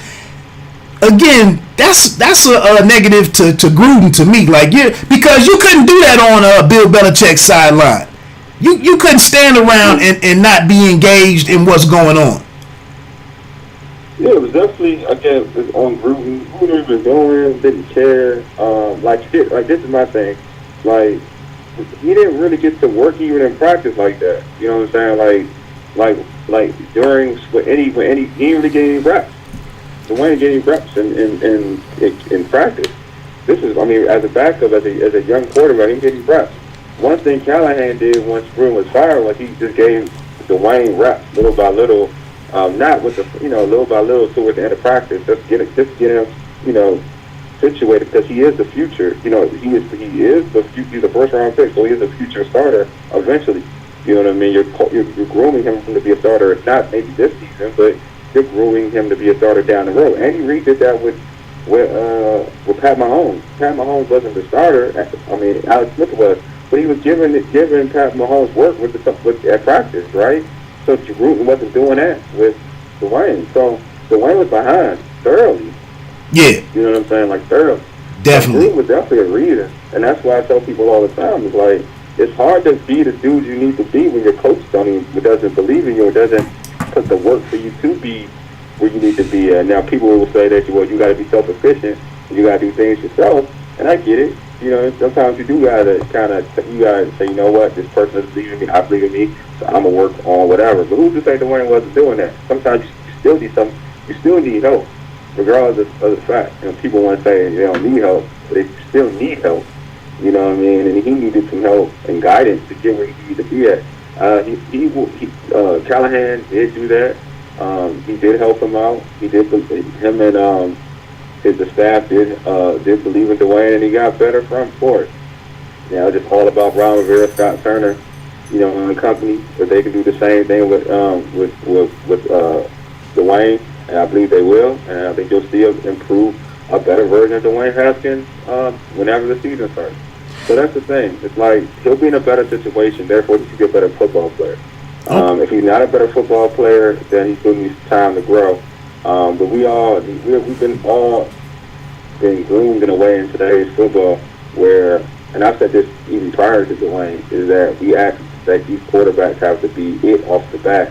It doesn't usually work that way. That's a rare thing to be like that guy off the bat. Andrew Luck is a rarity. RG3 in year one was a rarity. You don't get players to come into the league like gangbusters. Carson in year one. That's rare. It's very, very rare. Yeah, it is, and it's people forget, like Russell Wilson went to a great situation. You know, exactly. a Roethlisberger went to a great situation. You know, and the team transitioned over to you know, there was like there were quarterbacks such as a Peyton Manning, where the whole formula was just keep us close enough on the last possession where we either need a field goal or a touchdown to get into OT. That was their whole philosophy. Was just keep it close. Every quarterback can produce under those types of circumstances, and a lot of these guys that are exceeding, you know, they may be the face of the team, but they're not really the leader of the team, and it doesn't all fall on their shoulders. No, I totally agree, and I think that that's something that people need to remember too. You make an excellent point, man. An excellent point. These guys who went off the bat, like I said, most of the time, their team is already built one way. They're not even the lead dogs in their team. Like, you're so right. Like you mentioned, like, all right, for instance, Big Ben was handing the ball off to Jerome Bettis predominantly most of the time. They asked him to make a couple plays, but he wasn't gone for 300 yards. Same thing with the Seattle Seahawks. Just make a couple plays, the defense will take it home. That's all we need you from. That's it. Make a couple plays, the defense is going to take it home. Tom Brady, it wasn't a rookie, but basically it was a rookie the year he won the Super Bowl. They didn't have to Tom Brady do a lot. No. Make a couple plays, and that's it. Make a couple plays, and, you know, our defense will take it home. So, yeah, great point. I feel like, you know, when we judge these quarterbacks, today's quarterbacks, like situations mean a lot. So it's always important when you do draft a young quarterback is to have your team built correctly. Like, if you're putting it all on that quarterback, you better believe that this quarterback better be like the second coming of Joe Montana or John Elway or whatever, and they struggle. I mean, they struggle rookies too, but being those dudes to a point where, you know, you think you can win in year one, you know what I mean? Because if you don't have that stout defense, right? Because that's pretty much what you were saying. Like, you gotta have that. Your team has to be the defensive juggernaut. If you don't have a defensive juggernaut and you're just relying on this quarterback to make plays and win games, you better hope that this person is 100% true. Because again, it's rare to have what we saw in 2012 with two quarterbacks. And I'm just saying those two quarterbacks, because those defenses weren't stout, to having Griffin and Andrew Luck. Because those are, like you said, where probably if you look at the totality of a rookie quarterback balling in year one, those two are probably like the only two quarterbacks that can literally led their teams to the postseason. And look at the markets that they're in. Couple more questions on this, and then I did want to hit on one Gary Russell Jr. question before you got out of here. But I guess under any scenario, are you getting any sense of how they could even handle things, or what? I don't know what Alex Smith. I don't know how he factors into anything. I see some of the fan base actually hoping that he can come back and play and whatnot. The whole Project 11 or whatever it was called was phenomenal to see. What all the progress has been with his medical situation and whatnot. But it's just one of the very awkward situations at quarterback in the league, especially if he is able to come back. I don't even know why the dude is trying to come back, at his age and whatnot. But if you can speak to that, and then lastly, kind of what's your major keys for the team to be successful, and what defines success for the team next season? All right, so one, Alex Smith, I don't look at him. I don't think he's gonna. I mean, his contract is what keeps him around. So that salary cap number is big. But all praise to Alex Smith. I mean, if he can get right and play football again, man, that would be amazing, man. That just shows you what grit can do, what determination can do to achieve a dream and a goal. But we pray for Alex Smith because that injury was bad. And someone on that ESPN special. I mean, what he had to endure to get to that level. I mean, to get here, right? But we look at, in terms of, he's just, to me, eventually he'll be in the organization. That's how I look at it. Eventually, as in the front office, or maybe a coach or something. Because Daniel Snyder loves him. I mean, he's a good guy. Like, he really is a good guy. But if he makes it back, he'll be a backup. I don't think he's going to have him make it back and be a starter. But he's just that guy. He's that question mark. No one really thinks he's going to be playing, but he's a question mark. You just don't want to doubt him. That's how you look at Alex Smith. You look at Matt Moore. I mean, not Matt Moore. Allen. Allen Kyle Allen is the backup. Oh yeah. Dwayne Haskins at the moment. That's what you look at. But if anything could happen, right?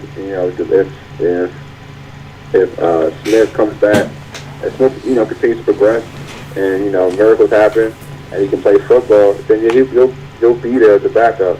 But right now, look at Kyle Allen as the backup now. In terms of anything for the Skins, in terms of what's going to make the season successful, it's progression. To be honest with you, it's the progression of Dwayne Haskins. If he shows what I believe he's going to show, improvement and become a quarterback that people can talk positively about, which I expect. I think that's going to be very important for the team's overall success. And also defensively, I think Jack Del Rio, what he's going to bring to this team is going to be something amazing. We know Chase Young. I think Montez Sweat's going to have a phenomenal. Montez Sweat's going to have a phenomenal season. It's going to probably be better. It's going to be special. I think he'll have more sacks than Chase Young. I think Chase Young's going to have that type of effect on Montez Sweat. And because even with Mineski, which to me wasn't the best defensive coordinator for this team, it just wasn't. Montez Sweat was used incorrectly. He was out on pass coverages a lot, which he's a pass rusher, but it is what it is. And he had 8.5 sacks. Even with not being utilized, and people were like, it's a bad year for the rookie. He had 8.5 sacks. So he's going to be utilized correctly. So this is let you know the ability of this young man. For I want to say the 2004 season when Coach Gibbs came back and he brought Greg Williams, and how stout that defense was under Greg Williams. And I think that for a while they were ranked number one in defense. And I think that this defense with Jack Del Rio has the blend and the players and the talent to make that type of run at a top defense. Yeah, I keep mentioning that I feel like the defense is going to have to lead the way and be the story of the team, and then everything can kind of feed off of that. Last question, kind of what's your projection for the win total? Man, I did this with my brother. He's a guest on my show. He was a guest co-host, and he's actually the most pessimistic. Right, he's become one of the pessimistic Redskins fans in a while. He used to be like me, optimistic, and now he's a pessimist. and he had him going 11-5. I was like, you got him going 11-5? Damn. Worst case scenario, 10-6. I was like, really?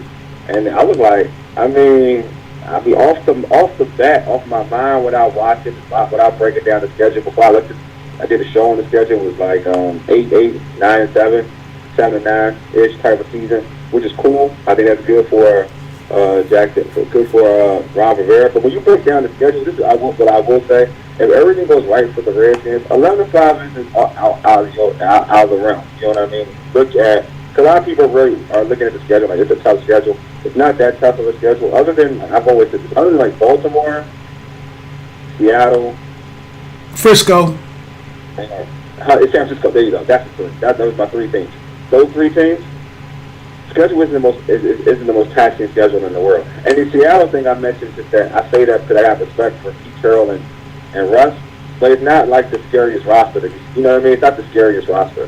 But when you look at, but Pittsburgh is on the schedule. Oh, I've yeah. always said this on Pittsburgh, and I say this with all honesty. They're the most inconsistent squad I've ever seen in my life. They can lose to anybody. They can beat anybody and can lose to anybody. But when you look at that schedule, it's not the most scary schedule. And then they play the NFC East. And let's just be real. The NFC East isn't the strongest division in the world. All right, you can win games in the NFC East. So, I mean, I will say roughly, if I look at 9-7, that's a schedule that's a record I see them having. But I would not be surprised if they shock the world and have some like outlandish 10-game, 11-game wins, 11-win season. I will not be surprised. Yeah, I'm a little down on them. I don't know if I'm pessimistic or just realistic about it. But like you said, I think people, if the defense can be a middle third or creep into the bottom of the upper third in defenses, you know, they weren't doing bad last year until the morale went. The morale totally broke down. They weren't really doing that bad, and it was only a play or two per game that broke games wide open, and then they just weren't confident enough and all of that. And then I could start at 8-8, 7-9, 9-7, anywhere in there. I think are realistic, but like you said, it just needs to be. One area of the ball has to, in my opinion, it's that defensive line really just has to rise to the forefront, and some area of the game has to be controlled, and then you can go from there. And this is the thing too, Will. It's just that like we as people, this is the issue with predicting of the record for the since last season, this season. It's a whole different regime. You know what I mean? Like that's the thing we all got to put involved in the equation too. Is that's a whole different coaching staff, and you know they're bringing in a potential generational player in Chase Young. So it could be, you know what I mean? Like when we break down the record, we gotta like include that too. Like how much control will Chase Young have in terms of wins and losses in terms of his play? You know what I mean? Like. Did anybody think that the Niners would be a Super Bowl contender when they added Bosa? No. Right. They can say they would. They're lying to you. They'd be like, no. You add Chase Young, and that's for just a player. You know what I'm saying? That's just a player.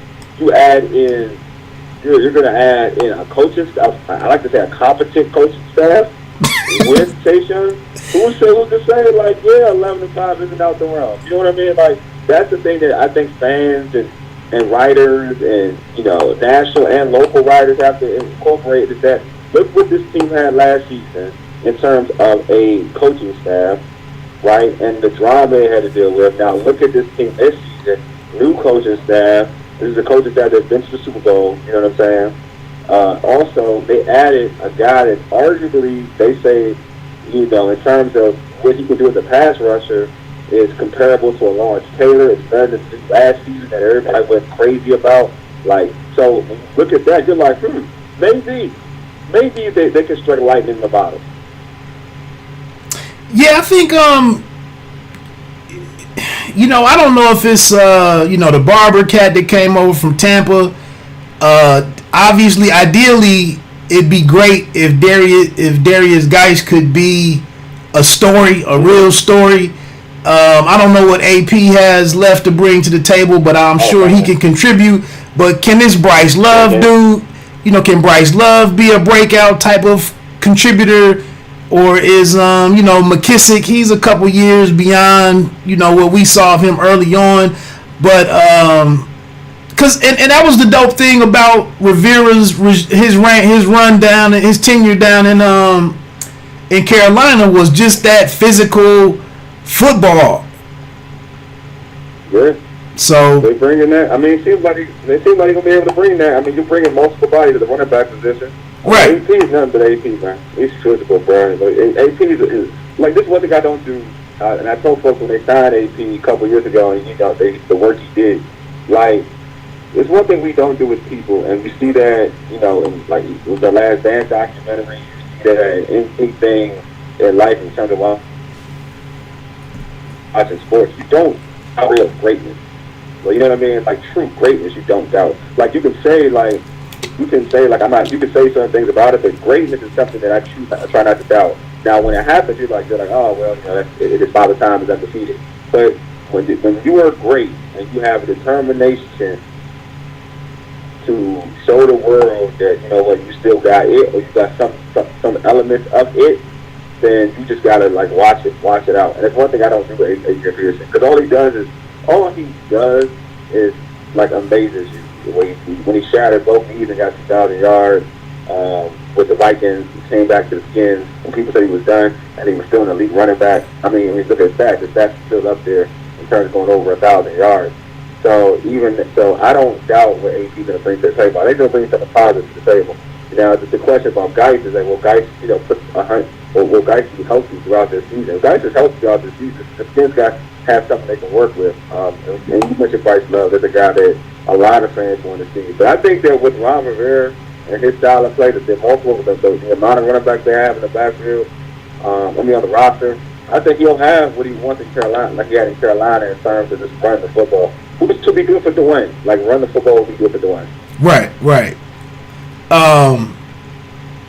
Yeah, I mean, like you said, a competent coaching staff. Last year, Gruden had, what was that, the third or fourth game? He doesn't even dress AP, and then that's the game where an AP would have been excellent. Yeah, that was the first game. The first game of the season, he dressed AP. But I'm saying, it's just, you're dealing with an interesting coach. The season opener against the Eagles, he didn't dress AP. You're dealing with an interesting coach. That was an interesting staff. That's all I'm saying. Matt Rob on install. That was an interesting staff. Yes, definitely. Let's get on to this last little topic. Was just Gary Russell. You guys have had the urban sports scene has had Gary Russell on a couple of times. I've enjoyed catching those interviews, and I have to preface this with the fact that I don't know what was going on, but I haven't seen his last fight against the King Tug Cat. But is there anything, I don't know, you talk off air before you bring guests on and whatnot, but is there anything that's been shared, why does it seem so difficult for this dude to get a damn fight with, a meaningful fight?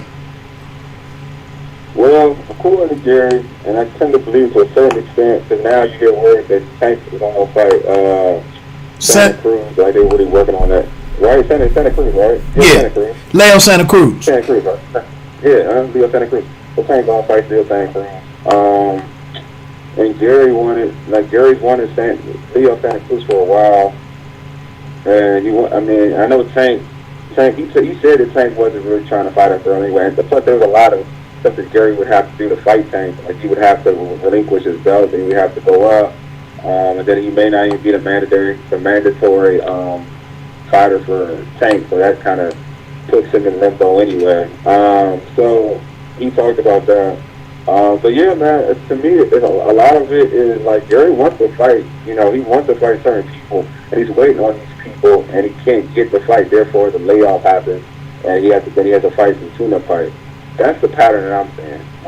And I'm biased. I'm biased because Gary, has been on the show, and he's been pretty cool with me. So I definitely, I'm gonna take his word for it. I'm just gonna be real, because I'm gonna take his word for it. But that's what I've heard from Gary. Is just that, he want to fight Leo. He goes out and he says these things, right? He says, I want to fight this dude. He called Tevin Farmer, tried to call him out, before he called the L's to Durant. And Gary even said that, you better stop calling me out and say you want to fight me. JoJo can go. You got to worry about JoJo. JoJo beat him. But now I only think Tevin is something that Gary needs to worry about. You know what I'm saying? Like, so he did want the Leo fight. I know that. He's thinking about going up, though. I think that's the move that he's probably going to make next to move up and see who he can fight moving up. Because it seems like these other cats, they just don't want to fight him at that weight.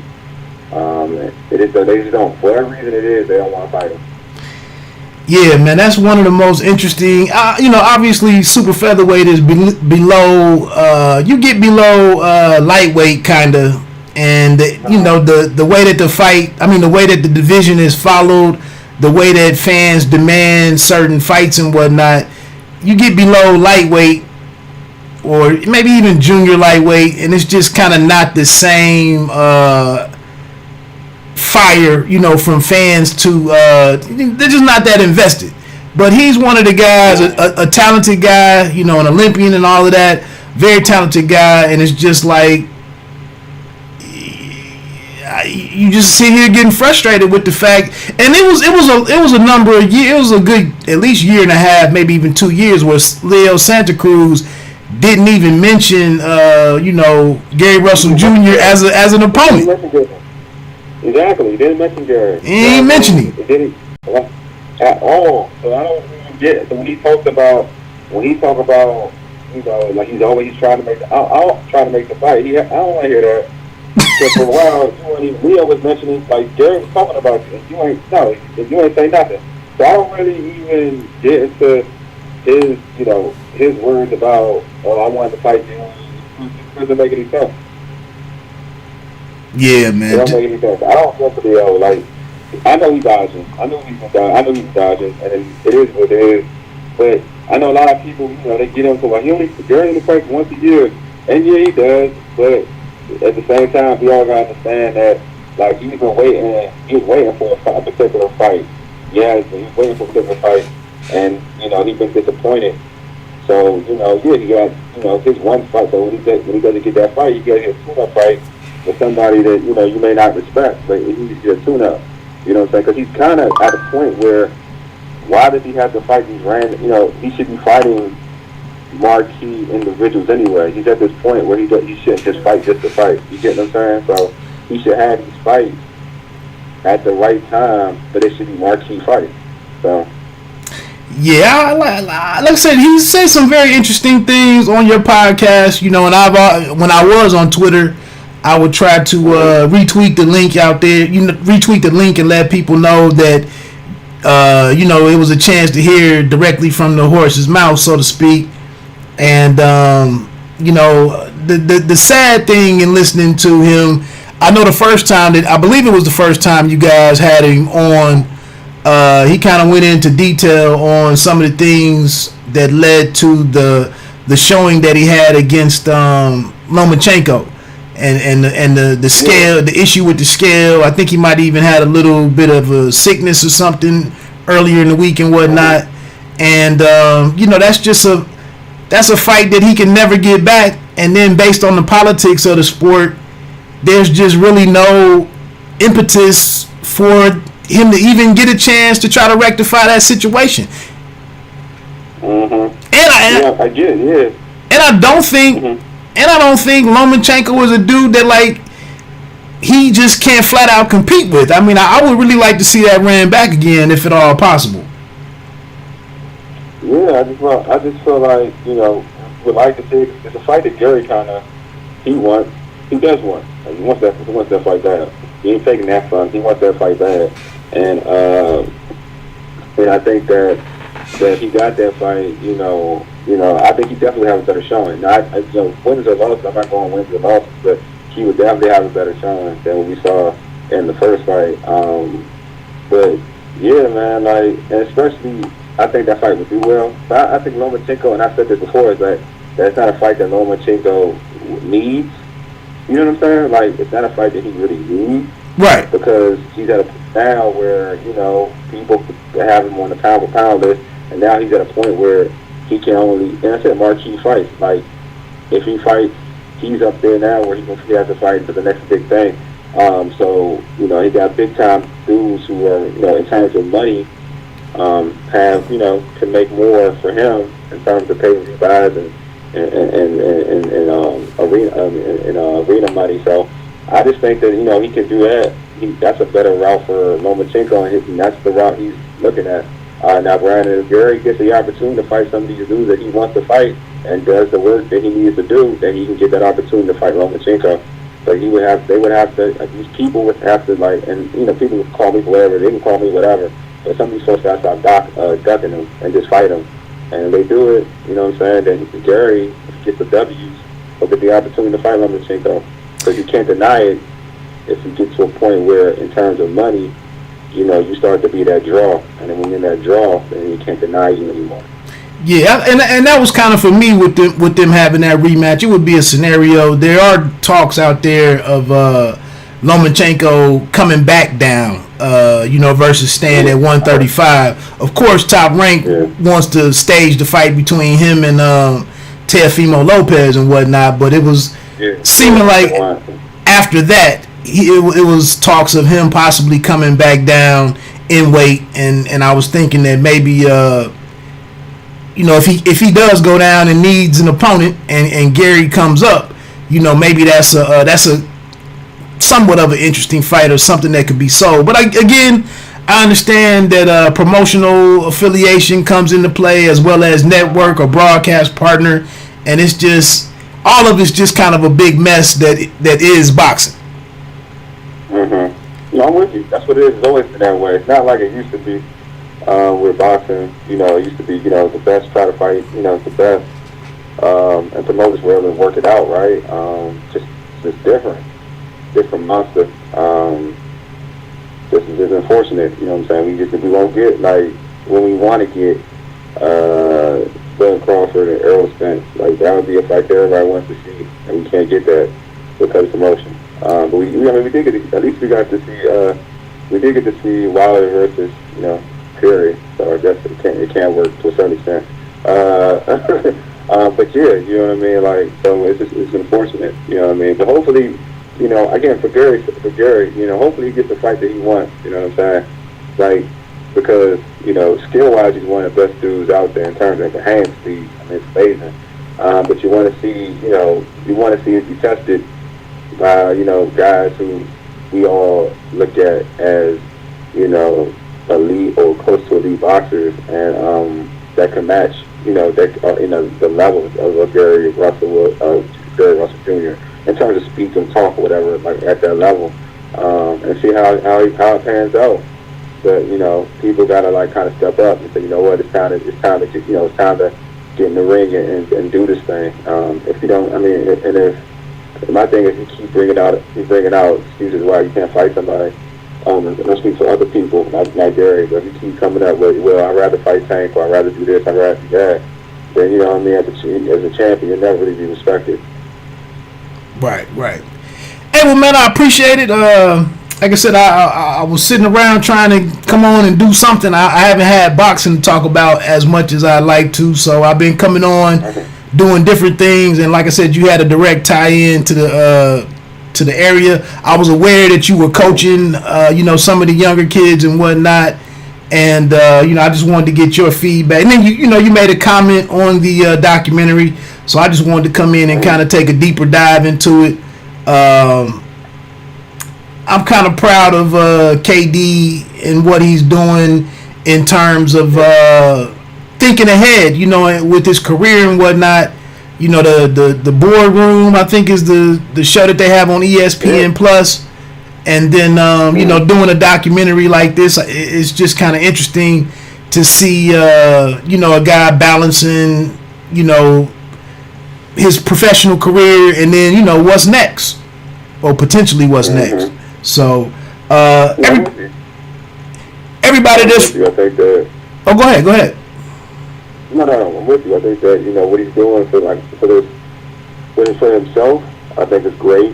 I like that, and again, you know, being an ambassador for this area in the county is amazing, because now you're going to have a young kid here that's going to look at him like, you know what, I'm going to be the next Kevin Durant. I'm coming from Prince George's County, and I can get into the NBA, and I can have my input on my impact. And then I know I can do what Kevin Durant did. I can come back, and I can help influence the next young man. You know what I mean? Like, because it's nothing. It's cool, and we are all part of the DMV, and I get it. It's a great thing, but it's also cool where you can go back to your own community, and it may not even just be PG County. Kevin Durant goes back to where he's from, in Sea Pleasant, or Suitland area, and he goes back there, and you want to find a kid out of Sea Pleasant or Suitland. It's like, man, I could be the next Kevin Durant, but you see Kevin Durant because he comes back and he helps out. And then you see that, and you see him, and that inspires you. And then now that makes you want to be the next Kevin Durant.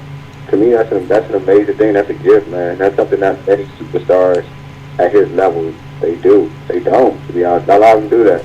And he's willing to do that. And for that, he should be commended. Right. Last thing. I know you Lakers fan, right? Yeah.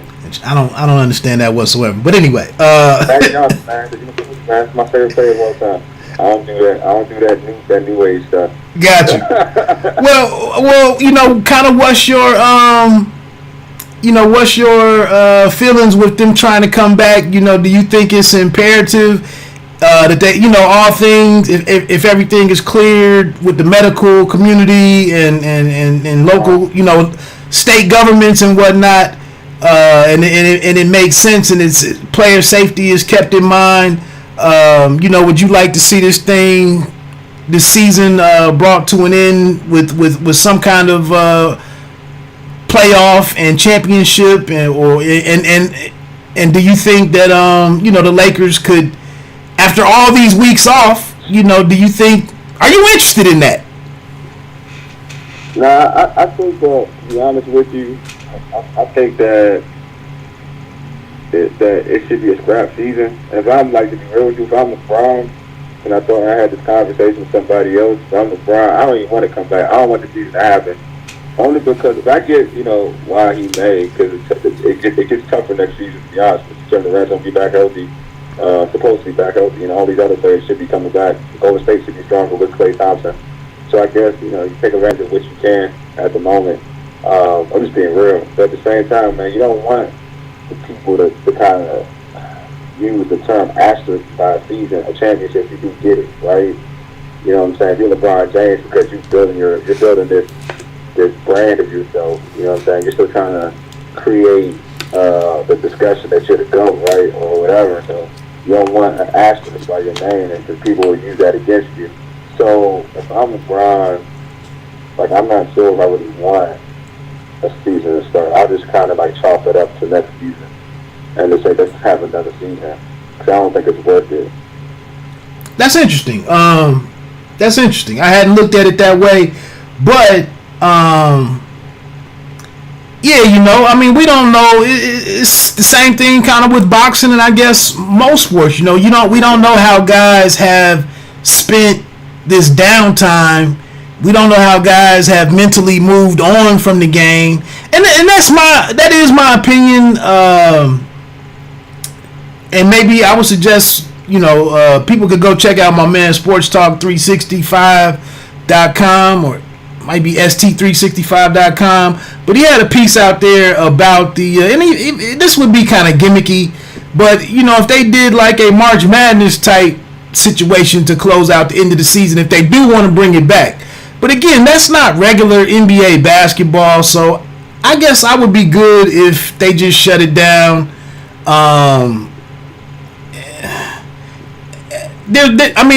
Fortunately, they're in a place to where if they do shut it down, it's not like it would. It's not like they would pick up a lot of ill will going into next year, like when we see work stoppages that happen because of negotiations with the CBAs and whatnot. It would be. I don't think they would miss a beat next year if they just came back normal season and just went from here. Nobody would hold it against them that a finals winner wasn't decided. It's kind of understood at this point. Yeah, they would do that too. They did that to Dave Robinson and Tim Duncan when they beat the Knicks. So I'm saying, like, it can happen. And they're not even, and it's funny because they're not even, in terms of scrutinized, they're not even scrutinized like LeBron. That's what I'm saying. It's like, I think it depends who wins it, put it that way. And even if they do win, because you're speaking to the Laker fan, even if they do, say they don't win it all, then he's going to be chastised for not even winning a freaking Astros season. I just don't think that it's worth it, to be honest with you. I think there's so much PR stuff in terms of LeBron himself and the Lakers. LeBron himself, to be honest with you. That if I'm him and be on the Lakers thing, I wouldn't even really want a season. But I've heard that he really wants the season to start. And I'm like, bruh, I don't think you know what. Maybe you don't care. That's cool. Maybe you just don't care, and that's fine. But is it really worth it? Because it's not really a season. You know what I'm saying? It's that too. It's really not a season. Agreed. No, you're right. I hadn't really looked at it in that manner because I was more or less looking like the NBA would like to just capitalize on having him on TV and maybe even what we could see number wise from a Clippers Lakers series and whatnot. But you're right. It might be just a situation to where it's a no-win. It's really a no-win situation for him and his brand, him and his legacy. Either way, it might be best to just let this thing just leave it. I'm with you. It's not even worth it. Like, just let it go. It's like, really, in the grand scheme of things, like, even if you get, like, for instance, if you're LeBron, because your goal is to win a championship. If you win, right, you'll get 4. Okay, you'll get 4. But they don't take that. They won't claim it. They'll say it's a 4. Because for him, I don't care what he says. He's trying to build his resume to say, all right, I'm the GOAT, you know what I mean, this, that, the other. He's trying to build a resume. So, like, all right, if you win this, it won't count to a lot of people. You're right. Does it really matter? You're right. Mm-hmm. So, and with that said, man, I'm gonna get on off of here. Like I said, appreciate you coming in, man. Continued success to you guys. Like I said, for anybody that's a fan of any of the pro sports teams, we didn't get around to the Orioles or the Nationals and whatnot. But on the urban sports scene, they are one of the few, especially with brothers running podcasts. Y'all are one of the few. Y'all are one of the few podcasts that I see invest a significant amount of time to Major League Baseball, and so right? that's great within itself. Check these guys out and give them a listen. Oh man, I appreciate you, man. Thanks for having me on. All right, man. Take care. I'll take care. So, like I said, that was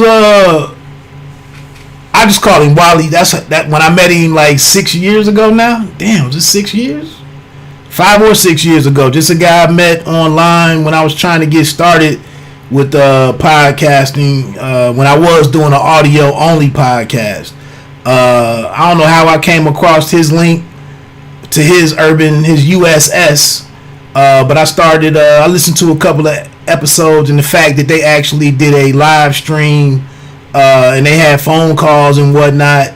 But I talked offline with Wally, and he helped me get together, where to host your podcast, how to try to do. I think because I wanted to do I wanted to record it live, just the whole behind the scenes stuff of a podcast. He exchanged some emails with me, and I think we might even had a phone call or two, and just played an instrumental role in helping me get started. So there are situations out there that occur when you meet people online, and they're productive relationships, beneficial relationships. It is some people that keep it real and help you connect some dots if it's something that you want to do. So like I said, I check them out kind of often. They are very consistent. Tuesday nights, I believe. I usually just see the links on Facebook and whatnot. Like I said, that obviously for me it's cool because I'm in Dayton, Ohio. I can, as a Skins fan, I like the Nationals too. As a way to check in on what's going on with those teams, I just click on their links And I've called in a couple of times. They've had me on to talk about boxing and whatnot. But again, it's the urban sports scene. You can catch them. You can Google them and find them. Like I said, they've been rocking for like a good. He said 10 years. They have some different professional athletes on. Calling in and whatnot. Like I said, Gary Russell Jr. has been on their platform maybe 3 times now. But I respect what they do. Not much else for me to get into. It's a Saturday. It's about to be 5 o'clock here, so I'm going to go get this walk in. I appreciate everybody that tuned in. If you didn't want to hear anything about Washington sports, I completely understand that. If you did like the documentary, Basketball County in the Water, I just think it's interesting that athletes are continuing to take full advantage of their platforms, the resources that they have with all of these deals now. Guys playing for $35-37 million a year. That's a lot of money to empower other people who wouldn't be able to get these stories out. Excuse me. To tell some of these different stories and to tell it the way that they want to tell it. And you don't have to wait for an ESPN or Fox Sports or some of the traditional places that you would go to get something green lit or get some funds to do something. I like that these guys are creating the narrative themselves. And, even with what LeBron is doing on his platform with HBO's The Shop, they have their uninterrupted YouTube channel. I don't know if you're familiar with that or not, but Maverick Carter and what's the guy, Paul Rivera, I think they're on there once a week. Even with the All the Smoke podcast with Barnes and Stephen Jackson, Captain Jack. Even what they're doing, it ain't good for me. It ain't good for a lot of us. Everyday folks who got into this thing, 4 or 5 years ago. Now to see all of these athletes get in front of the mic, and in front of the camera and whatnot, it makes it it takes some wind out of our sails. But hey, it is what it is. But let me get on off of here, man. Have a phenomenal rest of the weekend. Continue to be safe. I know a lot of states, across the map, I know a lot of states are reopening and like business as usual with the new precautions and whatnot. A lot of that starting Monday. I need a haircut very badly, and people that need child care and whatnot, restaurants, a lot of small businesses in general. A lot of that stuff is reopening Monday, and we'll be monitoring what's going on with whether or not things get less safe or where we go next. We start figuring all of that out. So anyway, it's been real. Remember, you don't have to be great to start, but you have to start to be great. Oh, check my man Sleeko, got bars, SGB. Check out his new project, God Bless the Real. That's on here on YouTube. You can check it out. I don't know what that topic channel is, but you can check out the whole album. God Bless the Real. You can listen to all 12 or 13 songs. It's really a solid album, man. I'm proud of the young dude. Give him a listen. Let me get on out of here. Peace.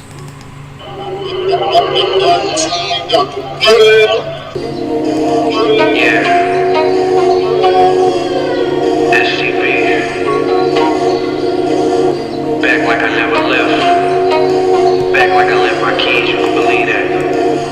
Hey, get high, stay low, go hard, get paid, provide, maintain, no pain. By the way, this song is not on the new project. This was on the last project. This is called No Pain, No Gain.